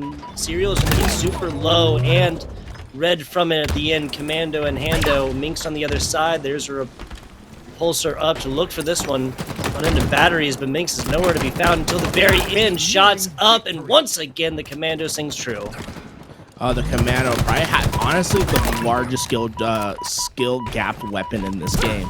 If you can master the Bloom and be able to find an efficient use for it, it can absolutely shred VR players. And you can see this lead ever since the Commando, ever since the shock rifle's been off the map, you can see the lead has just grown for Renegade and Foul as we see the 360 medal go for Renegade. Foul's trying to get Serial. Serial's trying his best to stay alive, but that just doesn't seem to be a reality. The shock rifle finally finds redemption in the feed as it finds a kill, and Renegade flies out to Minx. Oh my god, the Commando's nasty. Yeah, it really is. The idea being it's, you know, the single shot. You don't want to like hold that down for multiple shots because that Bloom just becomes ridiculously uncontrollable at that point. Players definitely know it. Steaktacular coming on in here. Just barely though. Decent little game to begin this one off. But it is going to go the way of Falcated and Renegade. Yeah, honestly, the beginning of the game was very chaotic. A fight for the shock rifle, and honestly, Team Minx had to hit the shots of the shock rifle. That was their opportunity to win, right? They were playing so close time and time again. Really, it was 13-13, if you remember, at one point. Instead, after shock rifle kind of goes back on respawn and they're not really fighting for that weapon, and the map doesn't, you don't have to use that as a gravitational well of sorts. You see the map open up for Renegade and Falcated. They start using the Commando. They start playing to their strengths, taking out ego childs that you would never expect. I mean, remember when Renegade flies out of top control just to ego Serial at top? That's the kind of plays that we expect from these pro teams. And I just felt like they had the freedom in the second half to get that done. Falcated, yeah, so I think that might have been the difference in the crouch melees as well, right there from Falcated. Able to get the shot but not be actually hit when there is a vertical difference. This is the chow that you were talking about. Right now, Renegade is actually two-shot. You know, that might actually be only a single burst given that there's 10% left on that. Last bullet hits in the chest, no K right there. Renegade gets a double kill and active for it.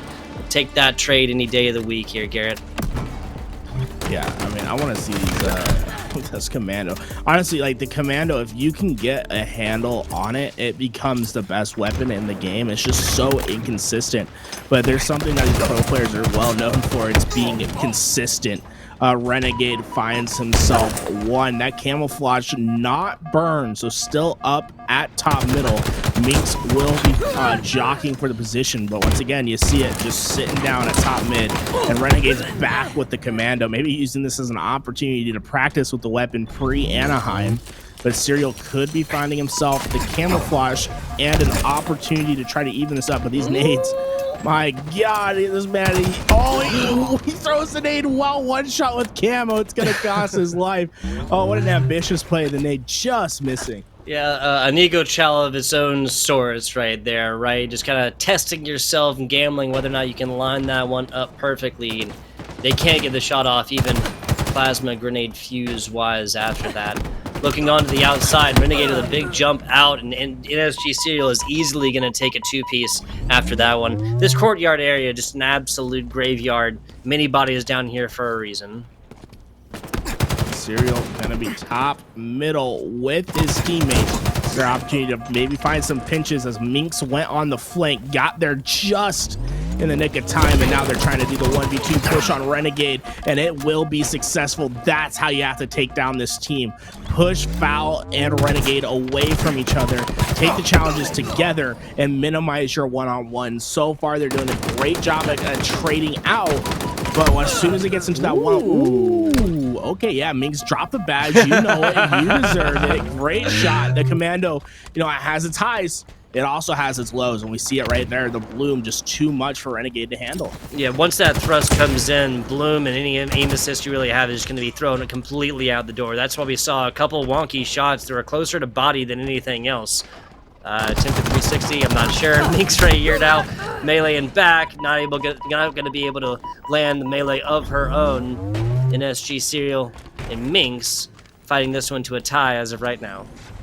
Yeah, you got to remember the first game, very similar situation. We're tied 13-13, but that's when the game started getting out of hand. And it's so hard to keep up with these players blow for blow, time and time again. You have to find yourself a little bit of a lead. Give yourself a cushion, and this is their opportunity. Kill the camouflage player.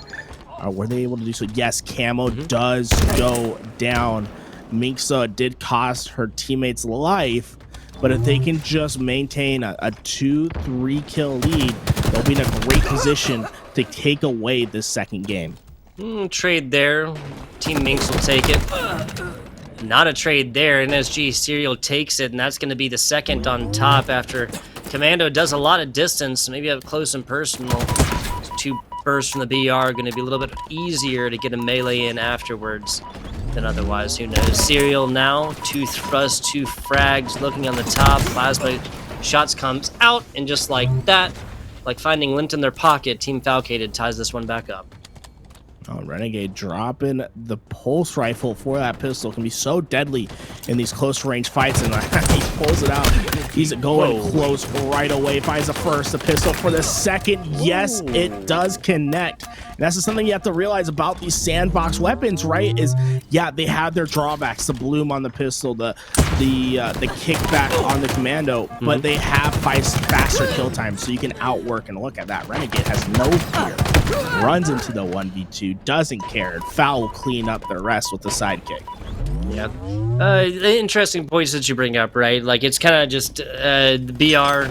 I think it's fair that it is included in here as just kind of a good overall, right? But you get up close and personal, that sidekick's going to sing true every time. That Commando at a different distance going to have advantage right there, especially, and again, you're able to learn how to manage that bloom. I think that was a perfect, yes it was, little 4-shot, classic Halo action coming out there from NSG Serial. 8-9 right down for them, 7-7 even Stevens for Minx.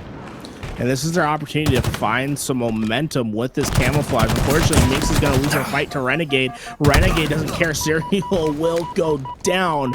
Another time where we see Renegade just pop out an ego once again, and that'll grow their lead to 3. The momentum is stifled for now. But we can see Minx and Serial regaining with each other. They need to go back to that team-oriented team shot, and we're just not seeing it, right? They feel a little bit too separate at the moment. They keep taking the one-on-ones, and you can't really you're getting to the point where trades, you can't really afford them anymore. You have to find some unanswered kills. Yeah, you got to find a couple team wipes, got to find some 1v1 wins where you stay alive at the ends. Ooh, Nicely nice done. shots. Minx once again, little perfecto action right there, not able to get out of it. And once again, trades going the ways of Team Falcated. Good nade right there towards the end as Serial finds that one. And Tools, I gotta say, this is increasing the theme, right? Continuing the theme of like the first game maybe being a little bit more one-sided, but underdogs then reading the team that is ahead and coming back with a much, much closer game. Game number 2. Now back down the bottom. Minx finds that one, excuse me. It's Renegade, and that's going to be a tie-up situation here in Aquarius. Yeah, first to 4 is going to win it, and Falcade will be the first to strike with that Commando rifle. Minx throwing out the pre-nades. They aren't going to connect. She's going searching for a rogue foul. She will only find Renegade getting the camouflage and running away. This is all Team Falcade. If they lose this game, it's a choke on their end. Team Minx in trouble, as this camouflage could wreck their dreams. Serial will go down. Renegade stays alive. Minx puts in a 1-shot, but she can't see him. Oh, man, that's nervous if you're Renegade right there. Ice in the veins, nothing bothers here for old Renegade. Back and forth, the trade turned in, and a 1-kill game. This one goes. The absolute least 24 on the other side. There's a burst. Serial doesn't take a headshot at the end. We still have an even one until Falcated has something to say about this one. 25-23 in our game number 2 for this best of 5. Yes, in case you're just joining us, that is not it. We are still into this one. A third game at least we have coming in of this one. Yeah, Renegade and Foul trying to clean it up in the third game. But very close second game, right? We're talking about some missed opportunities from Team Minx. One camouflage that I remember that Serial had that just didn't quite go their way If that would have changed, if they would have gotten a couple more kills with it, I think they could steal away that game. But you can see how confident Renegade is playing. In particular, we've seen multiple games now where he'll be down first shot and he doesn't care. He's going to ego challenge you. And when you know a player is playing in that fashion, you have to play together. You have to bait them into some challenges and catch them out of position. Use that hubris against them to try to steal away this game 3. That's really what it's all going to be about. I gotta have to stop the onslaught that is Falcated. Minx literally just showed that they can do it. Now it's just about really proving that one, turning a game 3 into a W to then push this 2 extra maps. Now, extra maps we might get, but we will not get any new maps. Once again, no Bazaar here. We don't play subprime maps. Only Aquarius, only Recharge, and only Streets. Streets coming in as of right now for our last guaranteed map. Minx take this once again. We'll be going into overtime. Now, what have you been noticing about the Streets gameplay thus far? What do you think the map has really been revolving around? So at least the last matchup, we saw GAs respected. There are not GAs forced into this. There are not rules within the GMR community tournament that says the teams cannot pick up rocks and stuff like this. But that was respected in the last time this went down to, and that was of course between Minx and Bunny Waddles for a tie-up situation. Right. Other than that, really roaming around this map, Tools, there's not really a prime position to be held consistently when it comes to Slayer on this map, and we have really seen that also sing true across the tournament here today. Minx literally took the last game by just simply always spawning together, always staying together. Now, towards the middle of the map, it got a little bit wonkier, to answer your question. Like, it got a little bit farther out. Teams really kind of having, confidence in themselves, maybe feeling themselves a little bit, maybe feeling themselves a little bit too much in ego challenge situations. That might not should have happened otherwise. That led to a 25-24 situation last between Team Bunny Waddles and Minx. One that, gotta say, Minx barely clutched out on the very end. Starting this one off, Falcated frag on the bottom stairs. Team Falcated taking the lead. 2-0 start. Look at that Renegade. He's hitting the crack some, on the ground. There you go. Sometimes you just gotta let people know that you're just better. Disruptor pistol out. This gun could be something to fear in the future, guys. It's being used more and more in the pro scene. Now, I don't know if Renegade's trying to, quite use it in the most efficient way possible right here. Go for it. Hit it. It's definitely been an interesting gun to witness. He is going to miss his jump, but look at this. The collapse is coming in. Renegade's going to find himself behind 2 as Minx will find the back smack and Serial will find the disruptor pistol for the kill. Double kill for Renegade. Wait, and you know what? Wrong body. Hey, no. Foul's got to live right there. You're playing with the world champ right here. You can't afford to be throwing away your deaths like that, Foul. You got to respect him. There you go. So far just used. Not sure if Serial ran out of ammo there at the end, but of course part of the reason why we have been used, kind of what you alluded to there, Tools. This is one of the few weapons within the great game of Halo Infinite that can still deal damage outside of line of sight, right? You put this down on a corner right as a opponent is running away, one shot, you get a little DOT, a little damage over time. That sometimes translates into kills.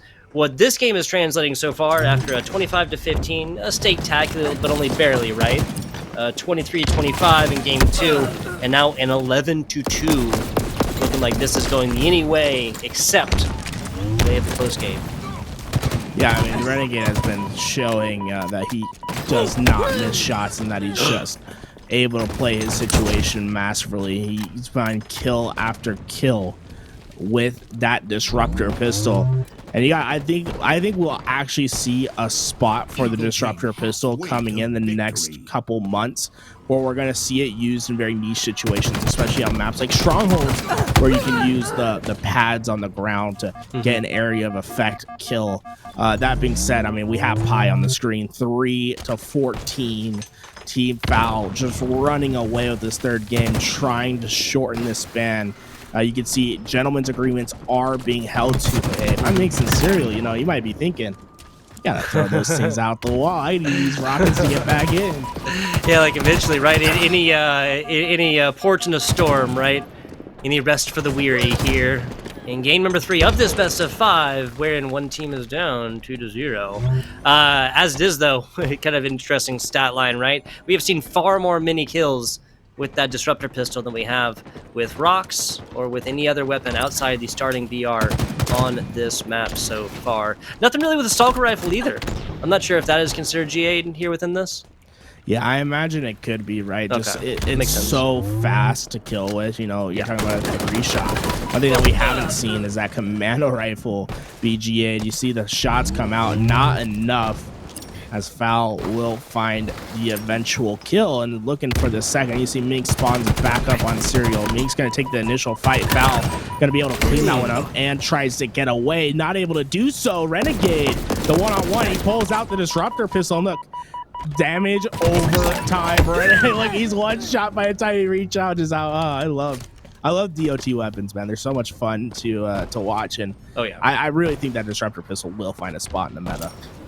A lot of it is just the added skill that comes in, not necessarily, headshots wise, right? That's not necessarily possible with that disruptor pistol, but it's like the math that is involved, right? Like the mini calculus you got to do in your heads, right? Like we just saw earlier, simple fact of having a monitor, and then he takes the jump up from this tires area to go forth and make sure the DOT is all completely there by the time he actually hits the ground to make his team or his opponent one shot, right? Still damage coming through there towards the very, very end. It might be small, it might be minor. It's going to be enough for the likes of Renegade. 29 as of right now, Tools. Hey, well, the other thing you got to remember, right, is if you're dealing damage over time, well, they're not regaining their shields. In fact, their regain for their shields is going to be so much longer. It almost is painfully slow when you get hit by that EMP burst from the disruptor pistol, and it can just take players out of the fight because they know they can't come in and help, and that they have to be passive and not able to really challenge for time and time again. Serial, that damage over time, not going to be able to clean it up, but Foul will get the job done, finds the beatdown. Mink's trying to salvage this game, but it's too far gone. Down 13 as Foul's looking for a back. Oh my God! The McTwist reversing back smack ninja from Fallicated, stunting in tires. Yeah, what? Somebody check tires. There's a couple broken ankles in that one. Last couple shots coming in. NSG Serial going to be the last. That's going to be another Steaktacular, but hands down, the highlight of that map was the shimmy shake into Tires corner for a back smack action to end out this tournament. GMR Community Halo Tournament, little 2v2 action, and $4,000 hereby done so. I love to see it. That was Minx on the other side, just got a little bit shaken up. She did. Let's see that in instant replay. The twist comes in, knows that it's there, wants to go and kind of present the back, but that goes for a half slide as well, and then comes out to the end, and Minx is still looking on over towards the stairs door. One more time. Break it down for me, Josh. Just the 360, it almost felt like he was in a skateboarding game, like Tony Hawk sliding on the slide wall. the grind right there, yeah. Right. Holy, oh my God! We have Louis, to take enough. this off for Minx's sake. For Exactly. Minx's sake, we have to take that off screen. But Fallicated, my God, I guess it was like a 360 plus one, so like.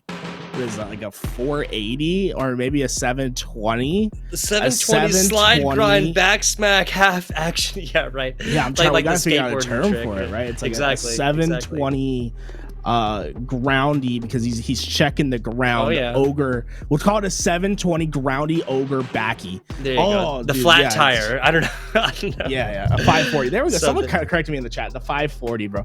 The 540 groundy ogre you're right. backy smacky.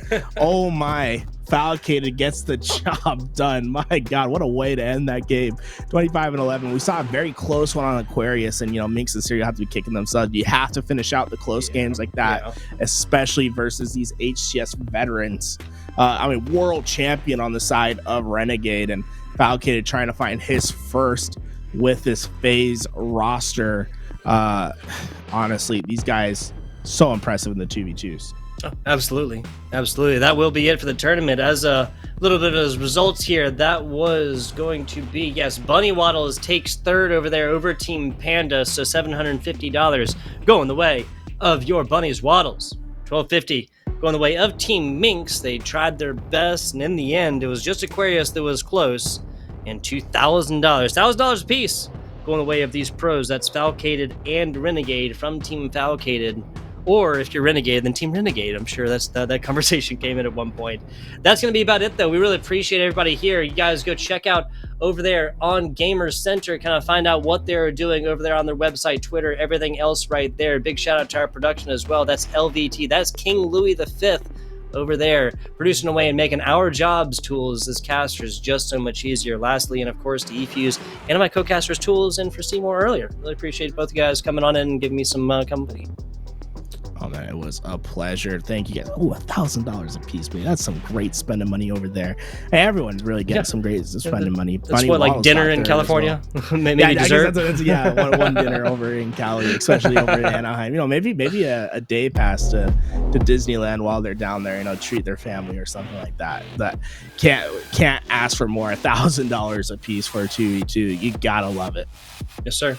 Yes, sir. That'll be about it. Big shout outs again to Gamer Center, eFuse, and Louis down there producing away. Appreciate you guys watching. We'll be back with more Gamer Center action here. Once again, check out Gamer Center for their website and their Twitter. And once again, giveaway. That is going to be the 16th, guys. Exclamation point giveaway. That is a $700 monitor being given away right there.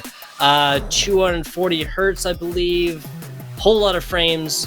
Unless you have a much better monitor than this, a very, very expensive monitor, this monitor will be something you can use to simply play better. For now, though, Tugboat Tools signing off here. Thanks, you guys, for watching. We'll catch you next time.